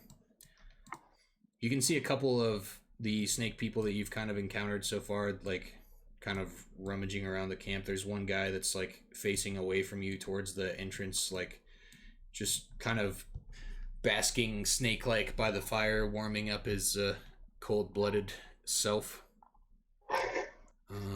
There's a couple of the like warrior-looking normal patrol people kind of hanging out around these camp areas, and there's another one that's checking on some like supplies over to the west here.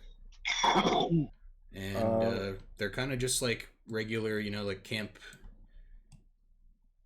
people. They're just wandering around in their base and doing they're probably like the few people that are on the night shift to check things out. You can also see one up in this tower with their bow, and they seem to be looking out and kind of eyeing over the entrance to the south, like making sure nobody gets into the front gates here. Is it possible for us to try and exit from the way we entered?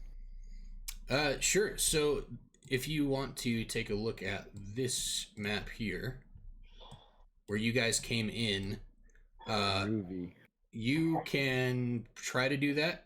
However, you'll have to figure out a way to get Samuel and the cart up that way, which it is, 10 or 15 foot cliff there that you guys had to kind of crawl down. Guys, what? Can we lift them with the crane? You can try. No, we're not using a crane. It'll be too loud. We can. I think me and Chewy can maybe carry him because he's only half stone. Okay. So we could probably carry him, and then maybe I'm not sure about the cart. Maybe if we use a good use of the rod and maybe a little bit of that invisible mage hand, maybe we can get it all. We can also get the cart up. Sure. So let's see. Chad, you kind of get out ahead and you scramble up this cliffside a little bit, and Chewy kind of pulls Samuel out of the cart and hands him up to you. Chad, make a strength check really quick to see if you can successfully kind of pull him up towards you and hold on to him without dropping him or being too... Is this like a strength saving throw or just a No, regular? just a check.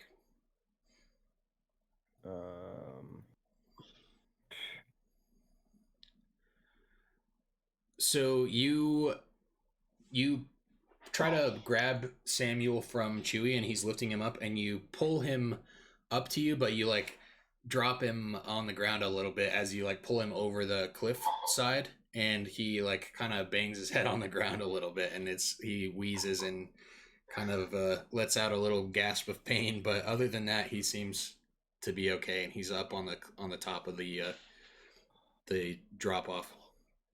Sorry, Chad. He just like lets out a groan, and he's like kind of passed out in pain and discomfort from the crystals growing on his body. All right. Now for the cart. So the cart is quite a large little like wheelbarrow type thing. The biggest issue is that it's awkward. Mm-hmm.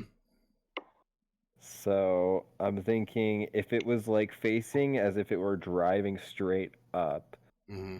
you can maybe place the rod back, like underneath its wheel, like its back wheels, and then have Chewie half up the wall, kind of grab it halfway up, and then I'm on the other side of the wall, and then I kind of just use both my hands and then use his one hand and kind of just try and shove it over. And then I guess have a Elder and Darrow on the other side trying to like help catch it, I guess. Okay. Soften it so it doesn't sound like a big bang. Chewie and Chad, make a strength check for me, please. Nat 20. Very nice. And a 22 from Chewie. Yeah, you guys pretty easily. Well, I did strength save you Yeah, just a normal check. by accident. 16. Yeah, that's still fine. It's just like a wooden cart. It's big and heavy, but it's like if you're trying to move a big wooden chair or something, it's a little awkward if you have to lift it over a fence or something. But you guys got it done. You're two big dragon man and a giant bugbear. Like it was not that difficult. So yeah, you guys successfully made it out of there and kind of back into the woods where you snuck into the camp from originally. Yeah, I toss my hand over and clasp it with Chewie and then help pull him over to our side of the fence. And then we try and land quiet. Yep, you guys are all out of there. All right. I guess we'll head back to the. We'll place our friend back in the cart, and then we'll try and go back. Samuel and we'll head back to the town. Okay. And or like the hideout, I guess. So it takes you guys a couple of hours, and probably a couple hours longer than it took to get there originally. You're traversing through these like swamps and forests of the Ashlands, and it's dark, and you're carrying this cart, and you've all been kind of cooped up in the cave for a few days now, and you're pretty tired. But eventually, a cart in the mud is not a fun. yeah, time. it's rough, and you definitely like feel like Samuel's kind of losing his energy as time goes on, and you're trying to hurry and get him there. And eventually you make it back to the village, and all is quiet and it's dark, but as you get there you see some stirring, and Samuel's granddaughter, the kind of person who's been leading this village in his absence and the one that sent you on the little side quest to save him, like emerges from one of the little hidden tree stump like huts that's in this swamp village, and exclaims with like extreme surprise and joy that you guys not only returned but actually returned with Samuel, the village elder. And she like, oh yeah, you guys must have been surprised. We were gone for more than a day. Forgot about that. We had to take a little of a nap. well, and she yeah, says, we found a good place to rest.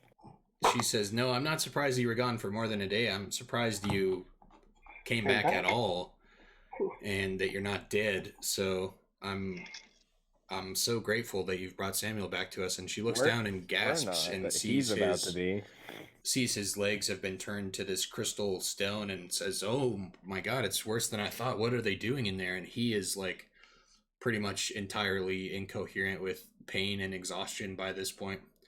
And she says, like, come, you must get the cart to the shaman's tent, and they have another little hut that's kind of wider and opens a little bit bigger at the base into a big circular opening, and you can see a fire going in there that's been kind of like blocked out by the top of the tree that's hollowed out inside. And you can see a little bit of the smoke kind of coming out from the top of the hollowed out tree. And she like beckons you guys to pull the cart into there. Like, what now? Like we got the guy. We dragged the car all over here. Now I got to drag the car into this tent. Come on, man. There's just someone here to wait here. Come on, Chad. It's only right. Let's get this over with. I guess I dragged him this far. Might as well just drag him to the end of the earth. Just keep going, I guess. Here we go, guys. Stick with that good training. Why doesn't everyone just jump on the cart, guys? Just come join. Sure, why not? I literally Chewie jumps on the cart. Alright, Chad just like at this point is just like dead inside, and just everyone just get on at this point. So you eventually drag this cart inside, and you see another old, kind of wrinkled and weathered, like mutated elf woman that's kind of sitting around this fire, and there's all sorts of like alchemical supplies and gear and stuff in this room. And as you come in, it smells like really strongly, like all sorts of different herbs and weird potions and stuff. And you can smell like sage and whatever like natural herbal swamp plants and stuff are growing around here that have been brewed into these like different concoctions. And there's a big cauldron bubbling on this fire. And the Samuel's granddaughter comes in and like calls to the shaman woman that's sitting by the fire and says, they've brought Samuel back. Like we must save him. Something's wrong. And she snaps around really quickly and kind of creaks her old wrinkled body and neck down and looks at him and like pulls you guys inside and looks and says, what's happened here? What's been done to him?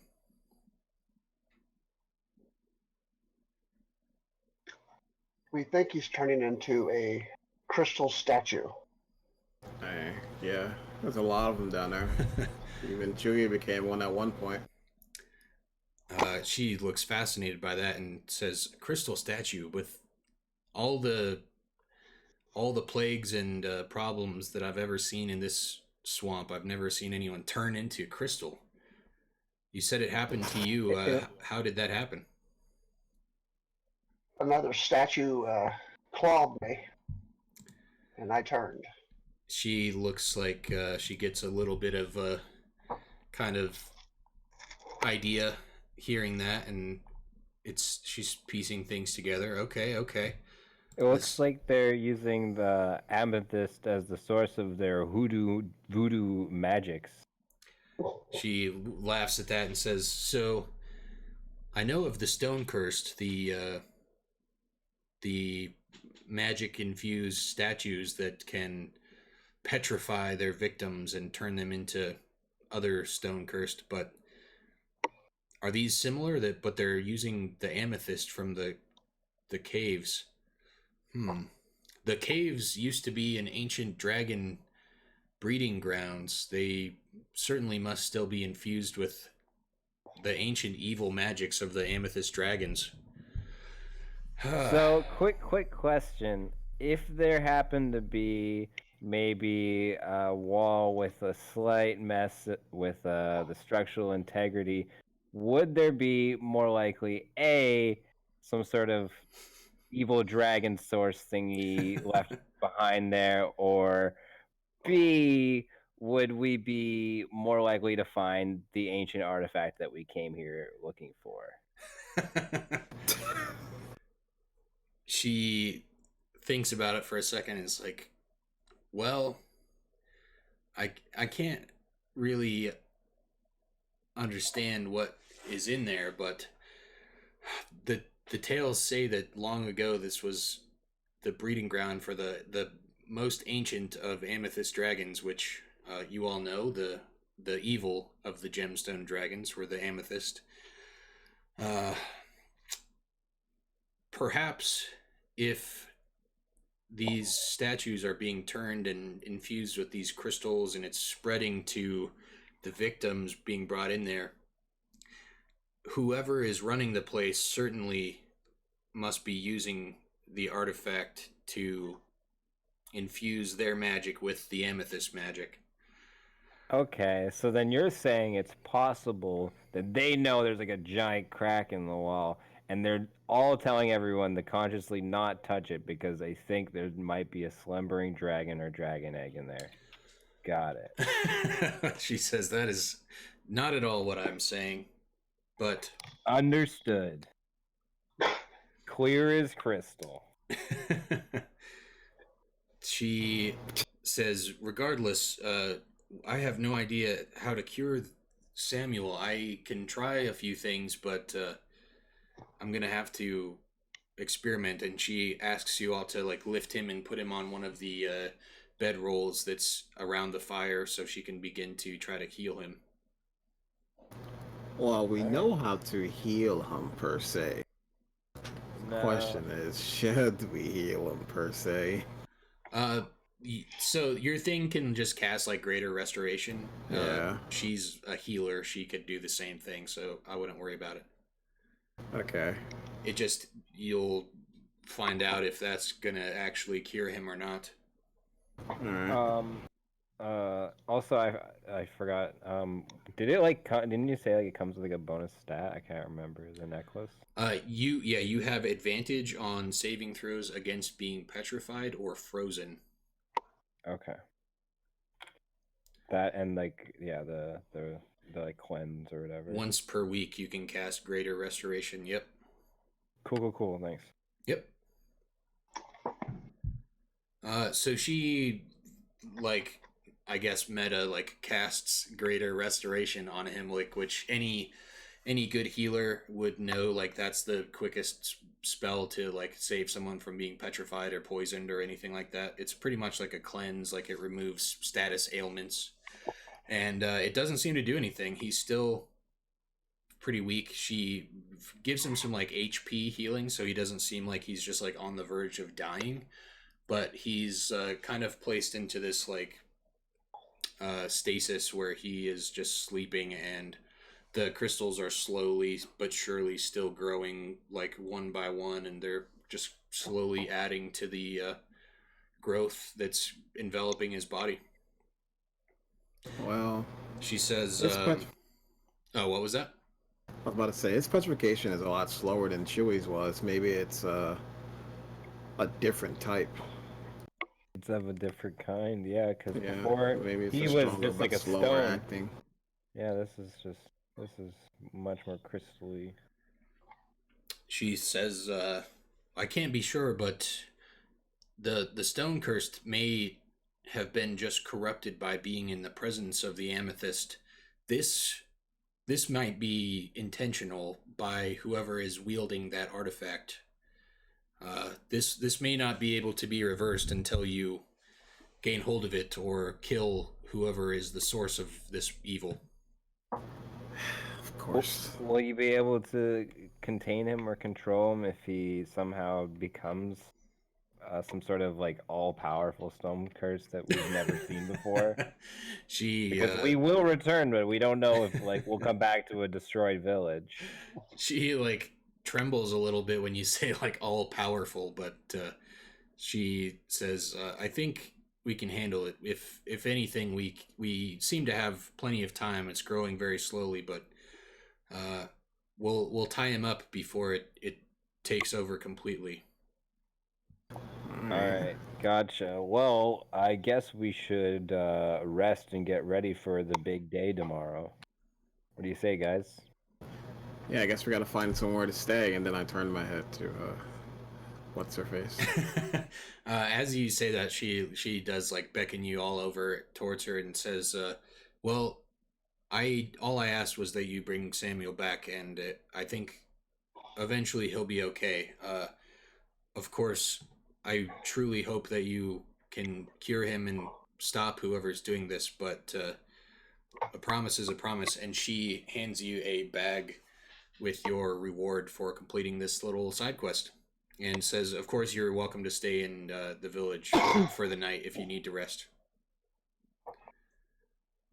Just a bag. It's a bag. I mean, nothing else for me in particular. She says, "What are you talking about, Darrow?" You know what? Never mind. Never mind. Guys, I'm gonna cast my hut outside. If you know, I'll just She be says, "You're outside. welcome to stay in my house if you would like. It's comfortable, plenty of room." No, it's fine. I'll stay in your quarters. She says, "That's not what I offered." Chad just like barges in. Can I stay in your quarters? Maybe. She gives more of like a sly smile and says, "You're all welcome to stay in my home," and like winks at Darrow a little bit. All right. Let's go, guys. Let's go. Time's a wasting. Time is a wasting, guys. Oh boy, a sleepover. That's right. Chad, you're gonna stay outside. Cast the Oh hut for yeah, you, that's Chad. because you want the top bunk. Yes, that's exactly what I want, Chad. He wants the whole bunk.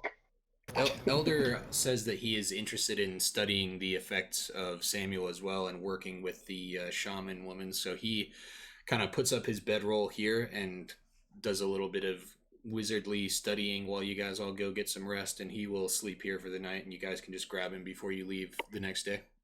I know you like them old, Elder. I guess that makes sense, though. He laughs and then just goes to like jotting down some notes about the crystal growth in his notebook, and he's just trying to study that.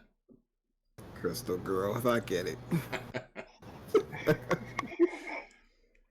So yeah, you guys can, if you need to, you can take another long rest before you head out. Yeah, let's do that. Don't know if I used any more spell slots. Here we go.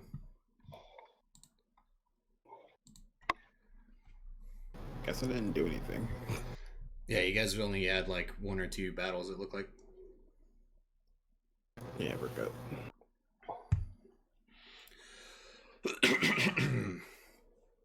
All right, so you awaken the next day, rested up with a bag of reward that you didn't even look at. By the way, what's in that bag? What's your face? She gave it to you. Oh, she gave it to me. Yeah. I was okay. I was too busy looking at her. Watching her What's- turn around. What's in the bag? I look in the bag and see what's there. It contains about 2,000 gold worth of random various gems and coins, and you can tell that it's probably like this village like pooled up all of their belongings in gold to try to reward you guys for saving their leader. Okay, so 500. Because Elder gets Uh, it. I feel like we shouldn't take this. If we Nope, just did nope, everything that was we viable to parents them. swear, you know, no gives these backsies, as they say, Come on, dude. as the kings and queens say.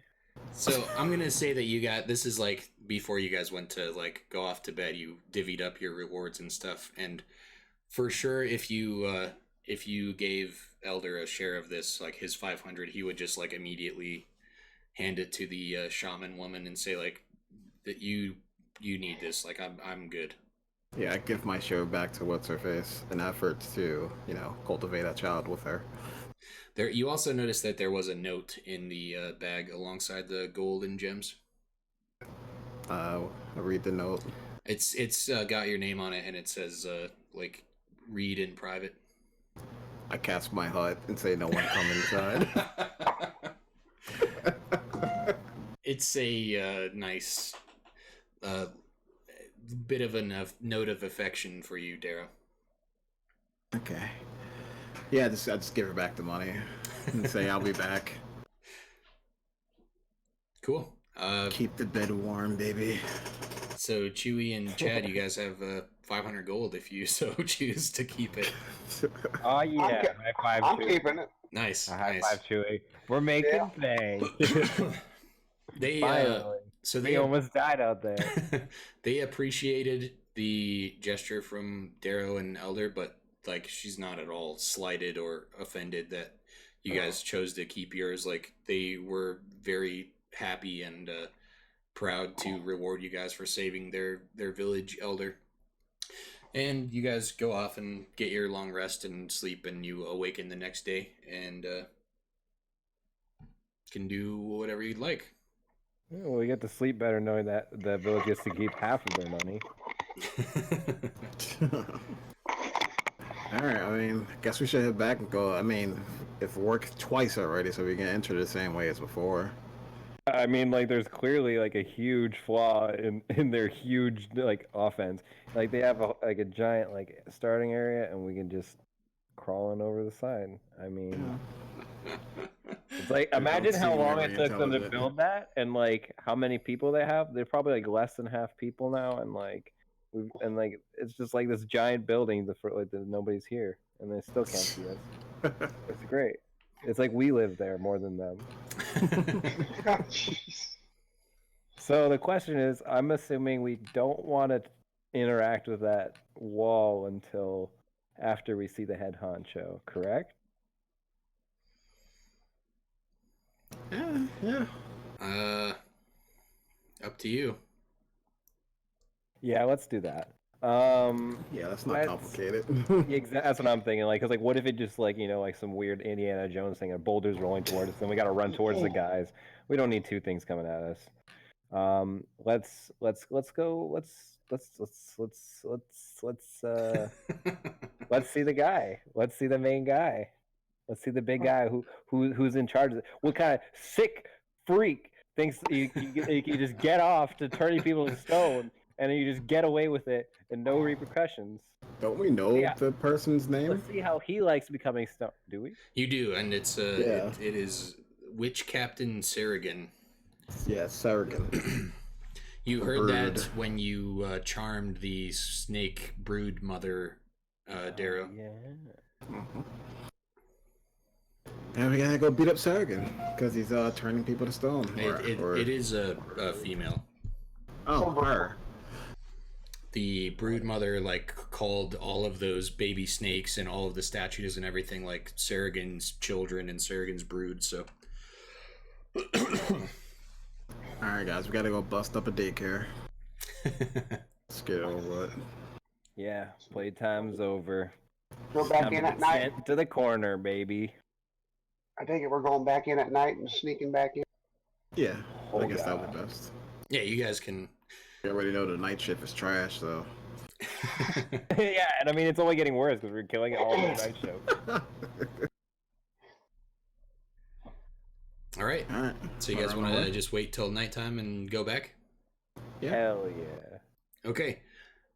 So you wait until evening. So now it's been about another 24 hours since you left the cave system and saved Samuel, and you kind of traverse your way back through the swamp in the dark, and it takes you a good few hours. It's late middle of the night now that it's dark, and you get back to the side of the military encampment where you have kind of snuck in a few times now, and you see that it's more lively now.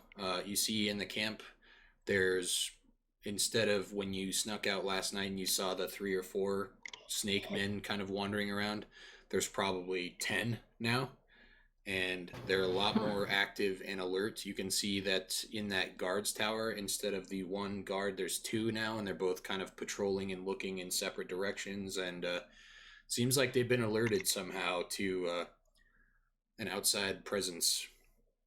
And might have killed too many.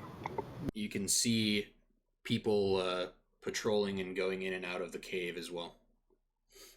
Well, it seems like we killed one forgettable character too many. Yeah, we reached our quota a little too fast this week. Yeah, that John was actually Joe, and one of them actually liked Joe. And he's like, "Hey, where's Joe?" Yeah, Joe was liked all around the camp apparently. Yeah, he was the funniest guy. And now all of a sudden, boom, 10 people. Hey, where's Joe? Joe. So where did you say they were? Are they guarding the entrance per se? They're just wandering around in the camp, but you can see like a lot more activity, and you can see more people going in and out of the cave system. Hmm. I don't think it should be a problem getting back in. It might be harder to get back out.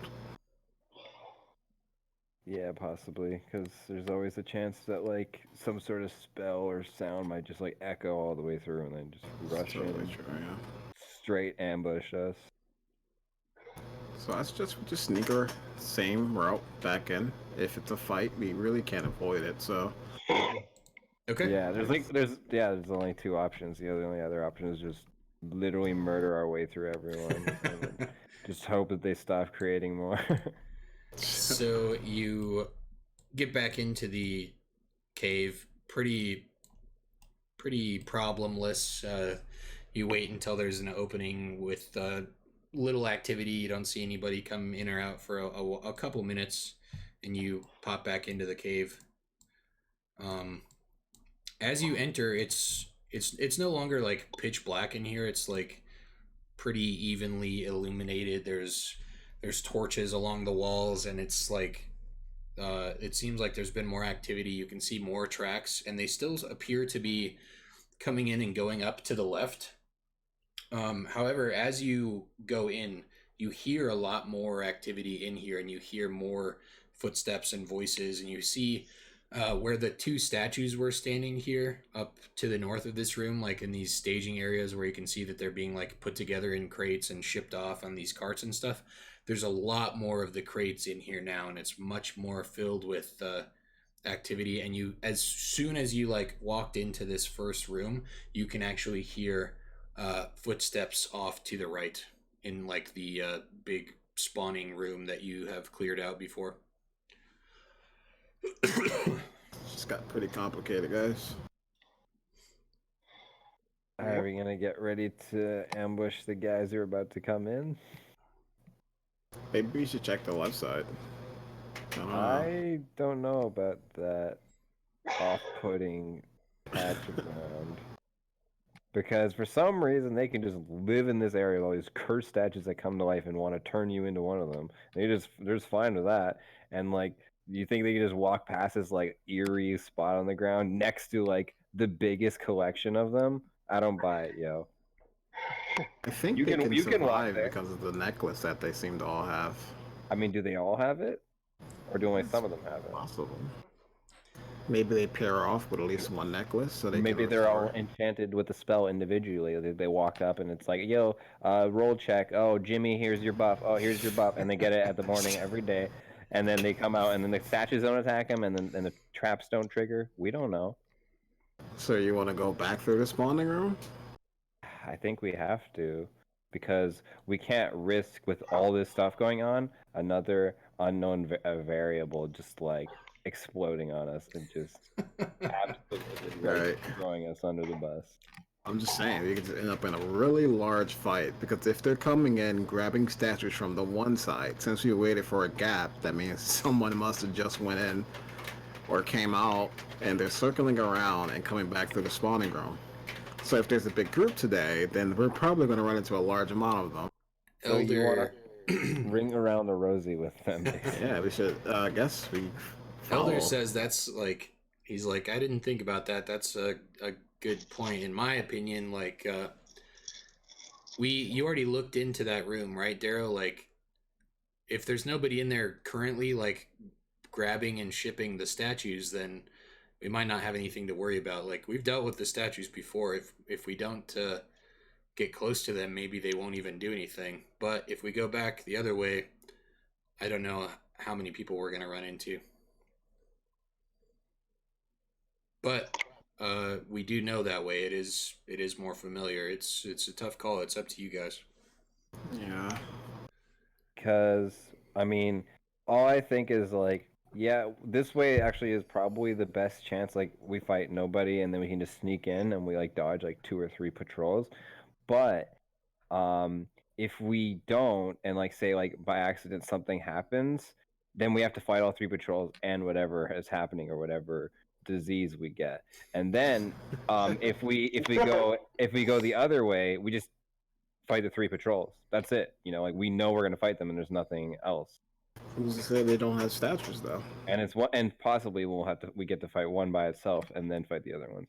Or if we're lucky, we could just stay here and have them come in one by one until they stop coming for the night.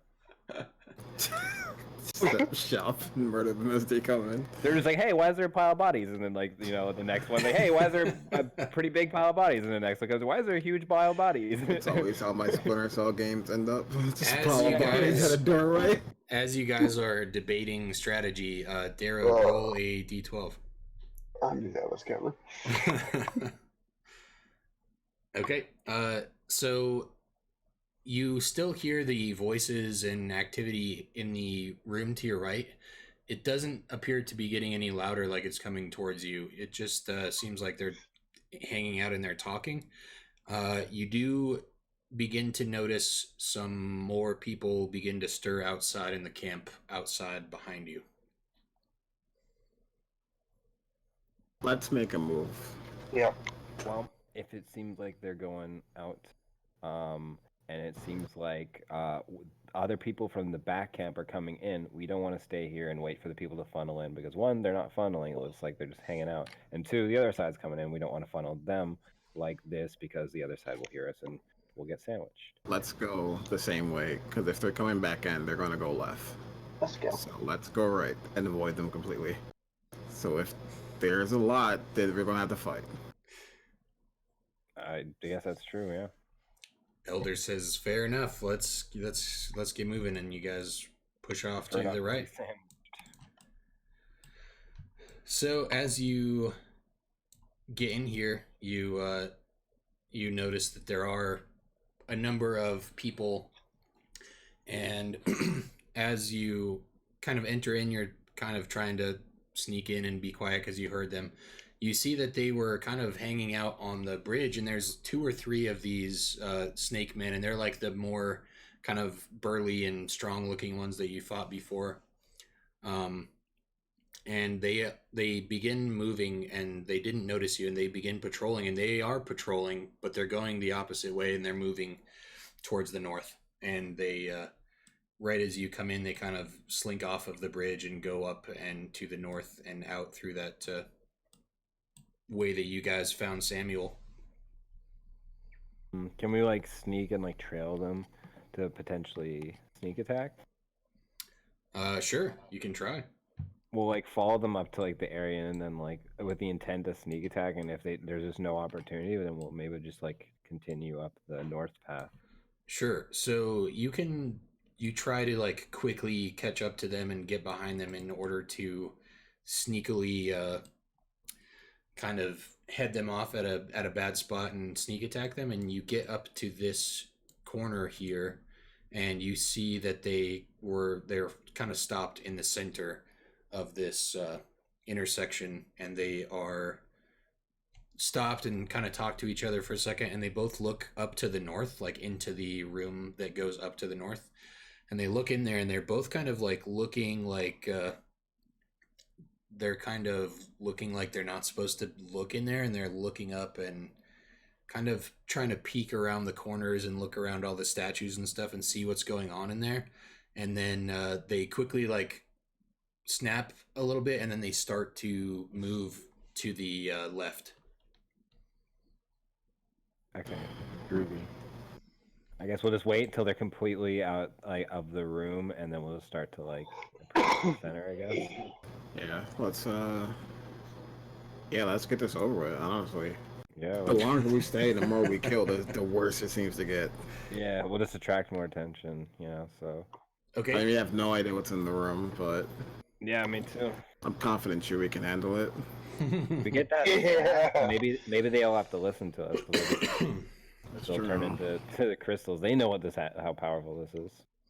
So you guys wait until the patrol is kind of out of reach. Sight. Okay. Yeah. So you get further down the hallway, and you can see that they kind of like went in, and this is not a like accurate representation, because this would be like a tunnel here, like if you're standing here, you could essentially try to sneak and see into this like barracks chamber where you saw Samuel at, and you can see that they did go in here, and there's 2 or 3 of the snake guys kind of like sitting around together, just taking rest in their living quarters now, and they're just kind of sitting around in the barracks room.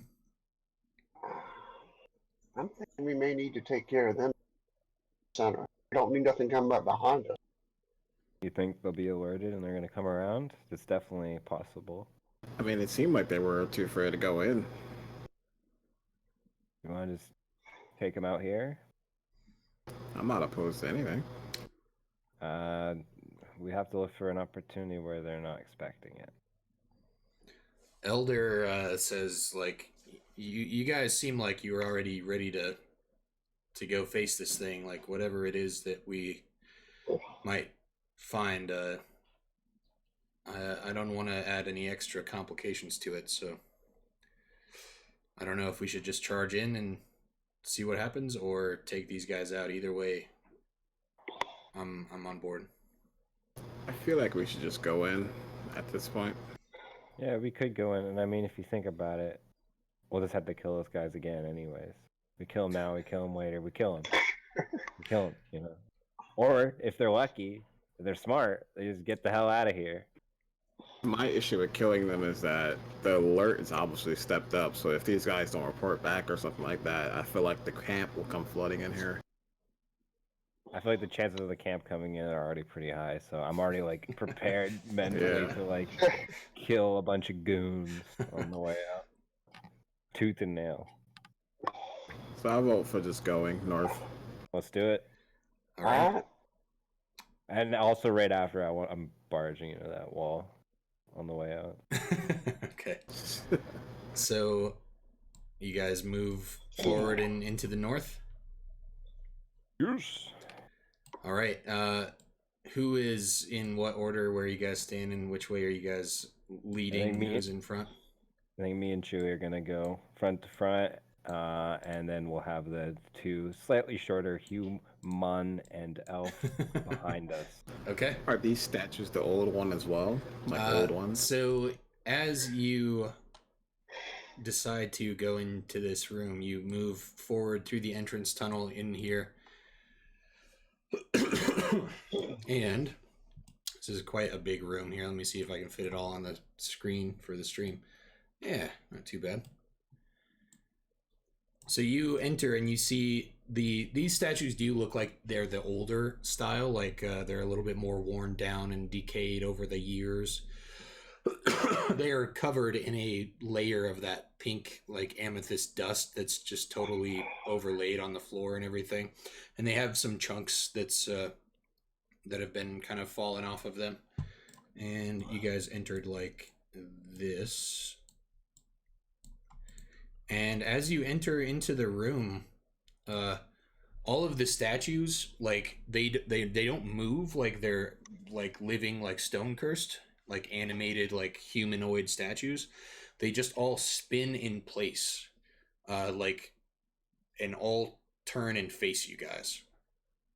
And as soon as that happens, you see in front of you all the way down this room, like 50, 60, 70 feet down this room, it opens up into this huge open cavern with a raised like platform at the end of it, like a big stage, or like in a video game, this would be like the big platform where the boss is standing on. And as soon as these statues turn to face all of you as you enter the room, you see this figure that's kind of been standing facing the wall, and they slowly slither and turn around, and it's a lot like the other snakes that you've seen in this area, but this one is much bigger in like stature and in like imposing feeling. As soon as it turns around, all of you can see that it's like these purple coated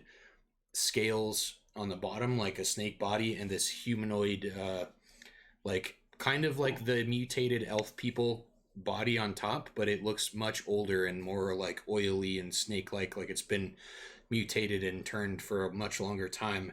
And you see this head with a like head full of the swarms of poisonous snakes that you've seen earlier as hair turn around and begin to glare at you all, and you hear this shriek as you enter the room. And let me see really quickly some stats here. Can we see if that figure is holding anything? If she's holding anything? You cannot. You don't see anything other than you do see a. Let me see. You see a great crystal claw. Like one of her hands is just like entirely turned into this purple crystal claw, and she also has a longbow. Is it the kind of purple crystal that like is like all crystally, or is it like see-through crystal hand? It's like all crystally. Okay, yeah, that's what I would imagine. It's like, I was just like, it's like see-through. chewy, like turned into crystal, but it's like this claw-like hand, and you can see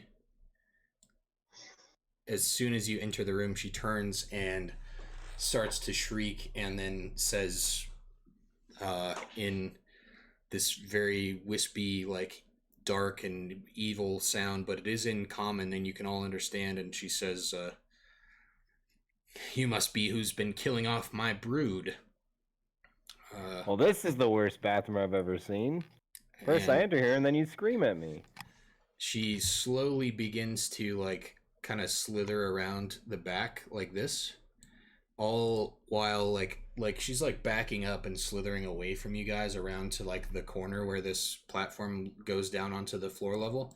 But she's still like talking, and even though she's very far away, you can hear her like speaking to you at pretty decent volume, and you can hear her very clearly. And she says, well, I imagine my name has already invaded your minds, and you know who I am and where you are.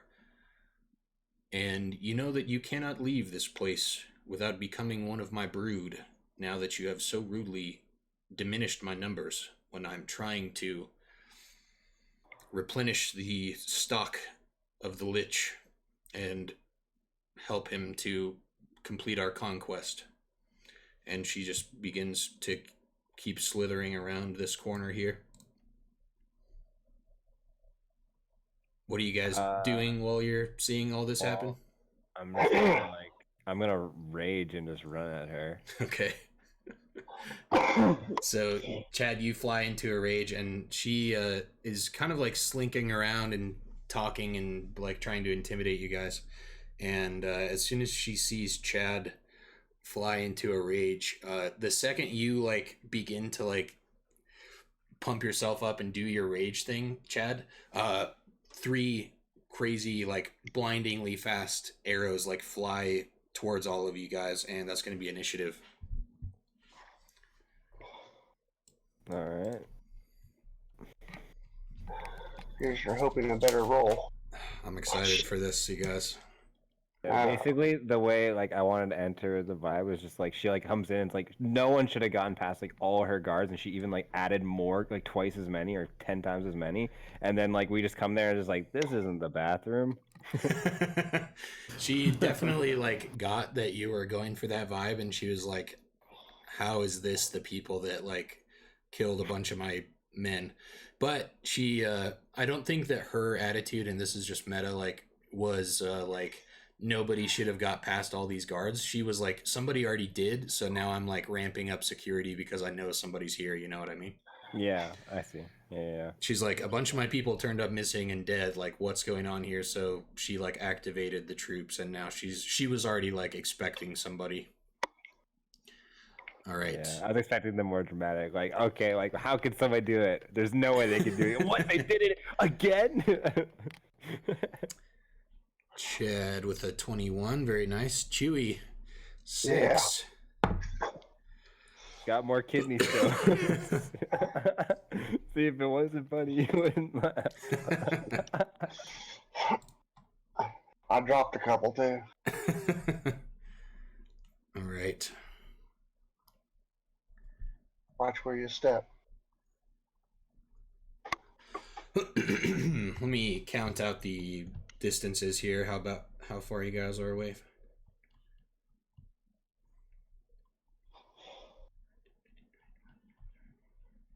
Okay, so as you come into this room, I just want to mention like the light in here kind of matters a little bit. Not mechanically too bad. It is dim lighting in here, as where the rest of the place like kind of was torch lit and you could see your way around fairly well. It was not like bright by any means. This room is dim. It's like more of like a layer that has been purposely darkened. Like there's not much light, just what's coming in from out there, and it's kind of dark and you can't see very well. So you see her slink down from this platform, and she's like kind of purposely being very snake-like and secretive and slinking behind the statues and weaving around and not moving very straight line. She's like being very sporadic with her movement, and you can't see very well. And these arrows fly by all of you, and let me see. Do I get my danger sense in this situation? What does that ability do? You at second level, you gain an uncanny sense of when things nearby aren't as they should be, giving you an edge when you dodge away from danger. You have an advantage on dexterity saving throws against effects you can see, such as traps and spells. Cool. So, in this case, if something, I guess it's something I can see, not I can't see. Right. Well, if in this case, like you definitely like, if this was like your spidey sense, like it's going off. Like you know that this is like, this is dangerous. You're this not isn't a good place. Yeah, you're like, okay, this is like a evil Bad, lair. Bad. If something happens to go off that would like pertain to those specific rules, then yeah, absolutely, we'll go with that, and you'll have advantage on it or whatever. Yeah, I read it wrong. I thought it said like when you don't see things, and I was like, okay, well that might work because like I was surprised by it, but it's the other way. It's the other way because it's when I do see things. Right. So yeah, So I wouldn't have seen this coming. she fires off these like lightning fast shots at you guys. There is 3 of them. Chewy, 18 to hit. What's your AC? Chewy, 19. Very nice. So you very quickly dodge that. Also, Alright. as a monk, don't you can you like Yeah, catch that's right. projectiles? Yes. Okay. Deflect. That's right. Chad, this one is going to be 18 to hit as well. Yep, it hits. And Darrow, 9. I'm guessing that does not hit. I have 13, yeah. Okay. So, Chewy, how does your projectile catching thing work? I can't. You have to actually hit me for me to do it. Oh, really? What does it say? Starting at third level, you can use your reaction to deflect or catch the missile when you are hit by a ranged weapon attack. Huh, okay. Interesting. Well, it misses, so it just flies off into the wall. And so, Chad, you get struck by this arrow really quickly. It doesn't hit you like anywhere too crazy. It kind of like, you can tell as soon as she saw that you guys were getting aggressive, she just like fired him off really quickly and then started to like slink back into the shadows and prepare her own attack. And this arrow pierces into you, and you take 6 piercing damage and 7 poison damage. Owie. And then it is our initiative here. So, Darrow, you see this creature come down from the platform, fire off these arrows really quickly after kind of giving the little villain speech, and you quickly get to make your move. I want to. Are we sure these statues are inanimate? Can I do a perception on the statues? Who Sure. cares if we kill her and take the thing that makes them? Like, why would they attack us, right? The goal was to move near the statue as cover, but if I move near and I get hit, that's why it matters. Yep. So, Just run at her and make tank a her perception like a check, man. Darrow. And you can do this like as part of your movement or whatever. Like, it's not going to take away your action or anything. Like, while you're running into this room and all this is going down, like all kind of in like the blink of an eye, you can look at these things, and you see that they look like the old ones that were out in the hallway that you just came through. That like those ones haven't seemed to attack you so far, and they look like they're really weathered and old, and like I said, they have this layer of like the amethyst dust on them, like they haven't moved in many years. I'm gonna take it as they're not willing to attack us. Um, I'm gonna step next to the one, the middle, the third one. Um, this one right here. Yes. Cool. I think I can hit Make her. a. Oh. No, I'm just kidding. He said cool too easily. Take 12 damage. No, you're good. No, nothing seems to happen. You move into position, and while you guys are moving around, the statues are continuing to like they just like rotate in place, and they're always facing you guys, but they're not like living or coming to life. It's like if a statue just like rotated in place. They're not, then they never rotate towards her or look at her, right? Correct. Okay, interesting. Okay. Yeah, so I'm just gonna run towards her. I think if it's my turn next, right? Still, Darrow, did you have anything that you wanted to do, Darrow? Also, hang on one second. 5, 10, 15, 20, 25. Okay, you're still good. Yeah, I was gonna shoot at her with the bow. Okay. So, from where you are, it's like pretty dim lighting, so you're going to have disadvantage. You're still too far away. It's pretty dark back there, and you can't see her very well. So you can shoot with disadvantage. With dark vision? Do you have dark vision? Yeah. Okay, it's a little bit better. So actually, all right, I guess we might as well rip off the Band-Aid now. So you get into position, you pull up the bow to take aim at her, and you look at her, and you need to make a Constitution saving throw. All right, you passed, and so now I'm just going to tell you guys this, because if you don't know what's going on, it's going to make this extremely difficult to do this fight.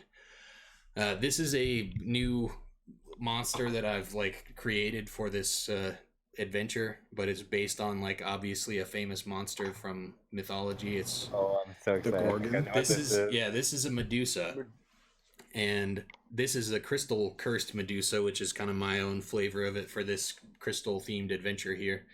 But mechanically, and I guess your characters would kind of know this just from history and lore and stuff like that. If you, I'll just read the ability to you guys, because that part of the mechanics is that you have a choice to try to avoid the gaze.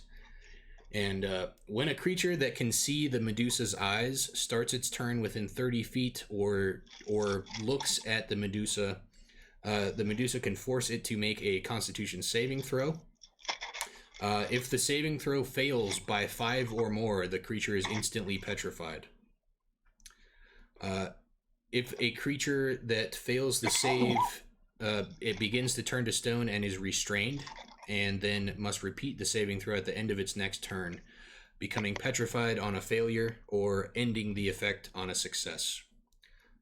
If you are not, as long as you're not surprised by the attack by the Medusa, a creature can purposely avert its eyes to avoid the saving throws at the start of each of its turns. So when it becomes your turn, you can choose, like, you can tell me, like, I'm purposely, like, looking away and not looking at it.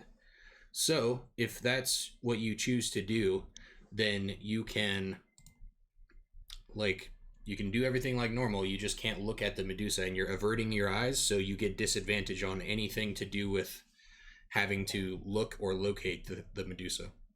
That's pretty clever. I like that.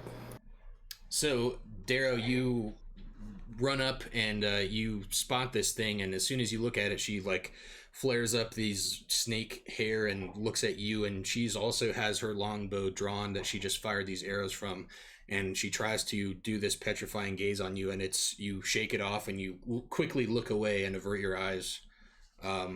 And are you trying to fire off a shot? Yeah. Okay, so yeah, roll attack with disadvantage unless you're gonna continue to try to look. I'm gonna keep looking, but obviously I missed though. All right, so 8. So do you only have one attack, correct? Yeah, it's just the one. Okay, so yeah, you fire the arrow and miss. Anything else? I'm gonna give Chewie inspiration. All right, Chewie, you have a bardic inspiration. Okay. You're not hurt, right? Well, you can't be hurt. Yeah. I'm hurt. You are? Yeah, I got shot with the Oh arrow. yeah, I completely forgot about that. I got you next round, buddy. That's okay. It's a little bit of damage, but I appreciate it. Like 20%. Chad, 20%. you are up next. All right. Beginning of my turn, I'm gonna choose to avert my eyes. Nice. Can I pull? I don't know who it is. Is it Perseus? I don't know who the hell fights the Gorgon. Whoever it is, can I pull one of those off and like use the inside of my sunglasses to reflect and see her direction, so that I can run at her and hit her with my sword? So that was Perseus, and Oh, I guess they're right. I love Greek. that is one of my favorite. I haven't read them since like grade 5. That is one of but my I've read favorite them all. myths, and that's the entire thing that I base this on. You can use your reflection to navigate. It is dim lighting in here, so reflective surfaces don't work as well. Gotcha. And I'll just tell you guys, like, meta right now, the rules for Medusas. If the Medusa sees itself reflected on a polished surface within 30 feet of it, and if it's in an area of bright light, then the Medusa is, due to its curse, affected by its own gaze. But there's no, like, bright light in here. Oh, who's got a bright light? But I think I could do it. you can see, like, with your sunglasses, you could probably try to, look around and navigate yourself through the place, but you can't, I don't think you're going to be able to make her, like, turn to stone from your glasses or anything. Sick. That's cool that we can make her turn to stone, though.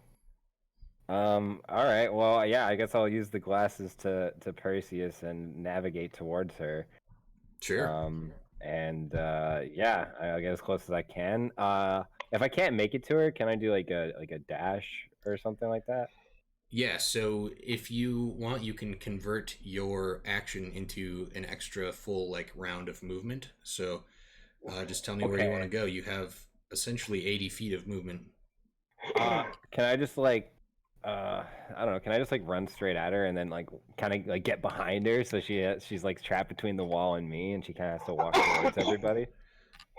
Sure. So you got 5, 10, 15, 20, 25, 30, 35, 40. So there's your first movement. You can get all the way, like, up there. Yeah, I want to Which get to the other square would side. you like to be in? Hug her like against the wall, you know what I Like mean? right Like here? Or diagonal, yeah, right there. Okay. I want to get right there so she has a hard time getting around me. So you, like, quickly, like, you're dashing through here, dodging behind all of these statues, and, like, you quickly, like, you looked backwards and glanced through the reflection of your glasses backwards, and you saw, like, roughly where she was at, and then just, like, kept that in mind and just dashed through and didn't look again, and you get, like, right up behind her, and Okay. yeah, she's, like, right there. All right. So I use my action, so I can't attack or do the bonus attack, but I believe I can use my frenzy attack as a bonus action. Okay, yeah, go for it, man. So I will go ahead And that actually, I think, thematically even makes more sense. Like, if you're, like, not even looking and you just go into a frenzy and start swinging. Yeah, exactly. Just like, I hope I hit something. Yeah, so because you are looking away, you're going to roll with disadvantage. So Fair enough. Got 16 on the lowest. 16, let me see. AC 24 for the is highest, chat. AC is 16, so you hit. Woo! Very nice. Roll Nice. damage. And an instant identification too at the start of fight. That's good. We got an 8 plus 8, so it's 16. That's it. All right. A clean 16. You snap off a quick frenzied slash in the dark here, waving around, trying to avoid your eyes, and you feel the sword connect and draw a little bit of blood, and she starts to, like, rear around, and you can see the snake hair, like, frills up and, like, freaks out when it gets hit and starts to, like, not be happy about this whatsoever. And she turns around and faces you and starts to like try to grab your attention and force you to look at her. And let's see. No. She will hit you once with the venomous snake hair. Will try to attack. That's going to be a 8. I'm guessing that misses. And twice, 2 quick swipes with the crystal claw. Can I cutting words that? What's the range on that? 60 feet. Yep, absolutely. So the first one is an 18 to hit, so I guess we'll target that with your cutting words. So roll one of your bardic inspiration die. I'm trying to figure out how big they are. I think yours are D8, right? D8, from what I last remember. They should be on your character sheet. They go up as you level. Yeah, they're a D8 now. Bardic inspiration. The other Yeah, D8. they're D8 now. Yeah. Cool. D8. Let's go. So -3, so it's a 15 to 15 to hit. Yeah, unfortunately, still hits me. Okay. And then a 11 to hit. So one of the crystal claw attacks does hit you, and it's going to do 7 slashing damage, and it is magical and breaks through any resistances. Ouch, that is a lot of damage. So a solid 7 to you there, and Basically then true damage. I shout at the guys while this is going on. Find something reflective. Find something reflective. He's like swatting at me 3 times.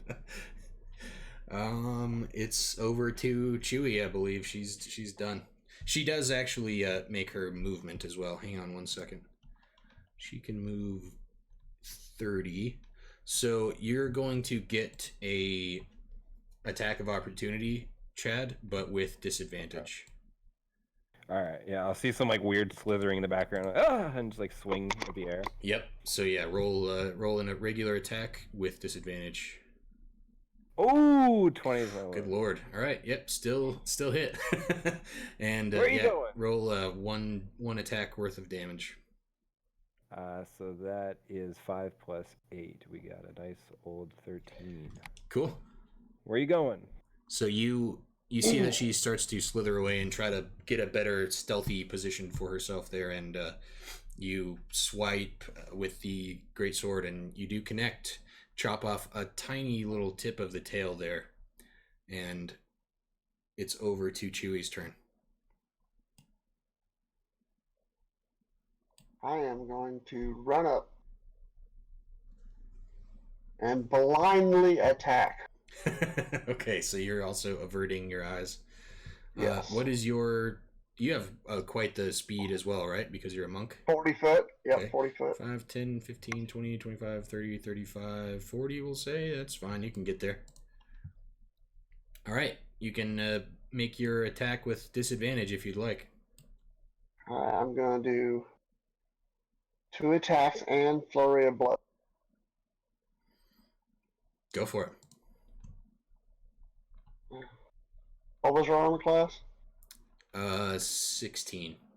That's a miss. That's a miss. Not doing too good. Flurry of blows as well. Yeah, I gotta look.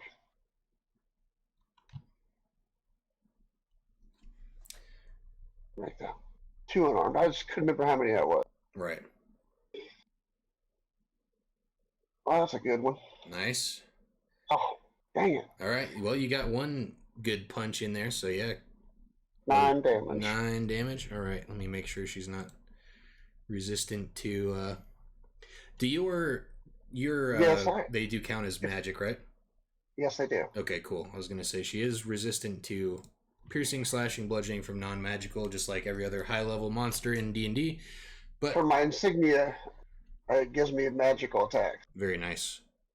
So yeah, she'll take a big magical punch there from your monk fist, and that's Chewie. Anything else from you? No, I use all up. Okay. It's over to Elder. Let's see, I think he's out of range. He's still kind of looking around, unable to see you too well because of the darkness. And he is going to, let me look how this works here. I think he's got something kind of cool to do. Sweet. It's the range on this here.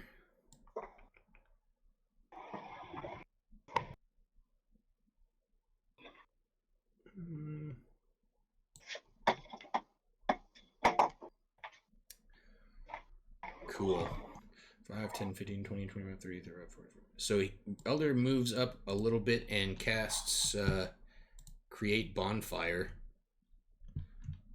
right behind. Does this stay there, or does it just... No, okay. Let me see if I can get a little emblem of this here.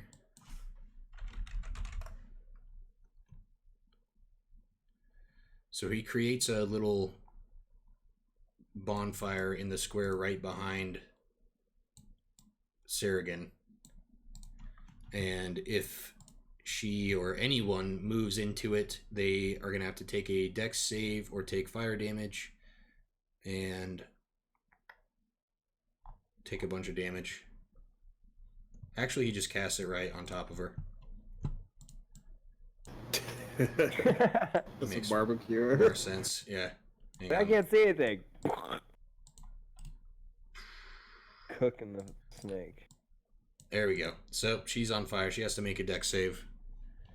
And it is a Delicious smell.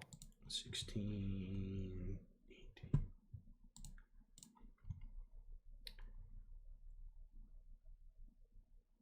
Chad's hungry for some mutant spider. Okay. So she saved, but then she has to make a save again when she starts her turn in the fire. And then, let's see, as an action, or let me see, that was his action. Do I get a bonus action?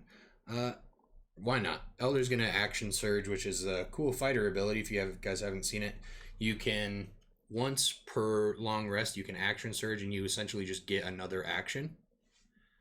And he is going to move up, and he's going to avert his gaze, but he'll grab his sword, which is his spellcasting focus, and fling magic missile at the Medusa.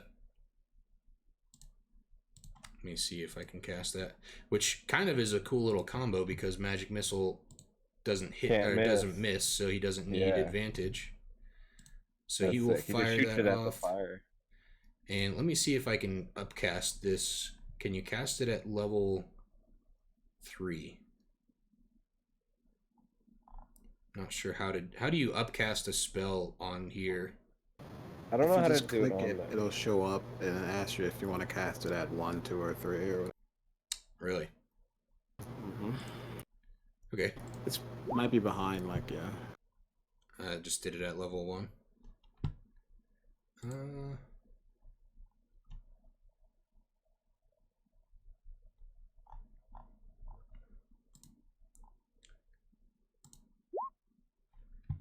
Yeah, we'll just go off the first one. That's fine. So she takes, what, 3 different... So 3, 6, 9, 10, 11, 12 force damage. And that's Elder's turn. It's over to Darrow. I'm gonna move up my max movement, which I guess is... You are starting your turn in range of the gaze, unless you are avoiding. Yeah, I'm gonna avert. Okay. I'm just gonna give Chad bardic inspiration, and I'm just not gonna do anything. Okay, where are you moving to? Chewy. Behind Chewy? Yeah, 2 squares behind him, so Sure. 1 square to me. Yeah. Cool. And Chad, you get a bardic inspiration and a little bit of a heal. Also, I have to touch you, Chad. I just can't reach you in order to heal you. So do I heal for a hit die, or what's... It's your die, I believe. Oh, you have to touch them to give them inspiration? No, I have to touch No. Chad in order to cure wounds him. Oh, Yeah, okay. the cure wounds. Yeah. I feel you. Give me within 60 feet to give Bardic inspiration. Cool. That's still a pretty That's good awesome. little heal there for Chad, the 10. Yeah, that's That was pretty a good. sick jam, Chad. All right. Is it? It is Chad's turn. Okay. Can I make it into like melee range of her within 40 movement? You can probably make it to right here. Yeah. Yeah, I'll do that. Okay. Because I had a really stupid thing if I had to do 2 moves. Um. Yeah, I'll just do that, and I'll just hit her with the triple attack. Okay. Yeah, that's what I'm going for. 28, 17. So, were you averting your eyes? Well, yeah, I haven't had a plan to. I'm just gonna look at my sunglasses for the rest of the battle. Okay. I'm okay if like you wanna. Well, you have to attack with disadvantage if that's what you're doing. Yeah, you know what I mean? disadvantage. Okay, yeah. So, those will be the first rolls for each of them, and then I'll do the second rolls for each of them. Okay. So 28 and 28. 28's the best. Yep. 17 and 16. Okay. 16 and 15 and 19. 15. Okay. So 2 of those hit and the 15 misses. Perfect. Okay. All right. So the third one missed. Let's hit him up. So that's 8 plus 8, 16. Okay. And then that's 7 plus 8, 15. So that's 31. All right. So after all of that, you do 2 quick blows. One misses and kind of like gets lost in the fire of this bonfire and the statue, and like there's all this chaos going on. And you hit with 2 quick slices, and you chop off a little bit of the like snake hair and some of the scales and stuff, and she begins bleeding pretty profusely. And as she becomes bloodied and is starting to take damage and she's on fire and all this crazy stuff is happening, she pulls out this crazy object that has been like in this kind of pouch on her side, and it's this weird looking cube, and she holds it up, and the nearest statue to you, Chad, springs to life and takes an attack at you, and that's where we're gonna have to leave it off for this week, and we'll pick it up next week in the middle of the battle. Oh, wow. I told you those statues were I apologize for having to call it right in the middle there, but I figured that was a good dramatic moment, and we do have to call it a night there. It's time, but yep, that's where we'll pick it up next week. Yeah, man. See, if we go for her, whatever she has is controlling them. So it'll be working for us if we get her first. That's why if we kill her before she even summons anything, we're good. Kill her though. Cool. Well, that was awesome. I'm glad that you guys finally made it to the Medusa. I've been excited to see how this goes for many weeks now, and I'm looking forward to seeing how it wraps up next week. We should be finished with this little adventure after next week, and we'll get into whatever the next thing is. I'm super excited for it and looking forward to it. So thank you guys for playing again, and I really hope you had a good time, and really appreciate all you guys. I just want to say it's super cool, the whole Medusa thing. I'm surprised it wasn't like already like a regular thing part of the game. So I'm glad that you made your own version of it and made it really fun. Thanks, man. Yeah, they do have like regular Medusas that are like this, but they're kind of not as dynamic with all the crazy abilities and stuff. They're just like, they have the like petrifying gaze thing, but that's pretty much all they do. And I figured I'd make kind of a beefed up version of one for this adventure and make it like the end boss. So it's exciting. I'm glad that you're into it, man. Hell yeah, man. I'm excited to see how it ends up and how everything goes. Cool. Well, thank you guys again. I really appreciate it. Hope you all enjoyed yourselves, and we'll see you right here next week, same time, same place, to see if you guys can defeat the Medusa. All right, thanks for having us, man. Same. Thanks, bro. All right. See you guys later. Later.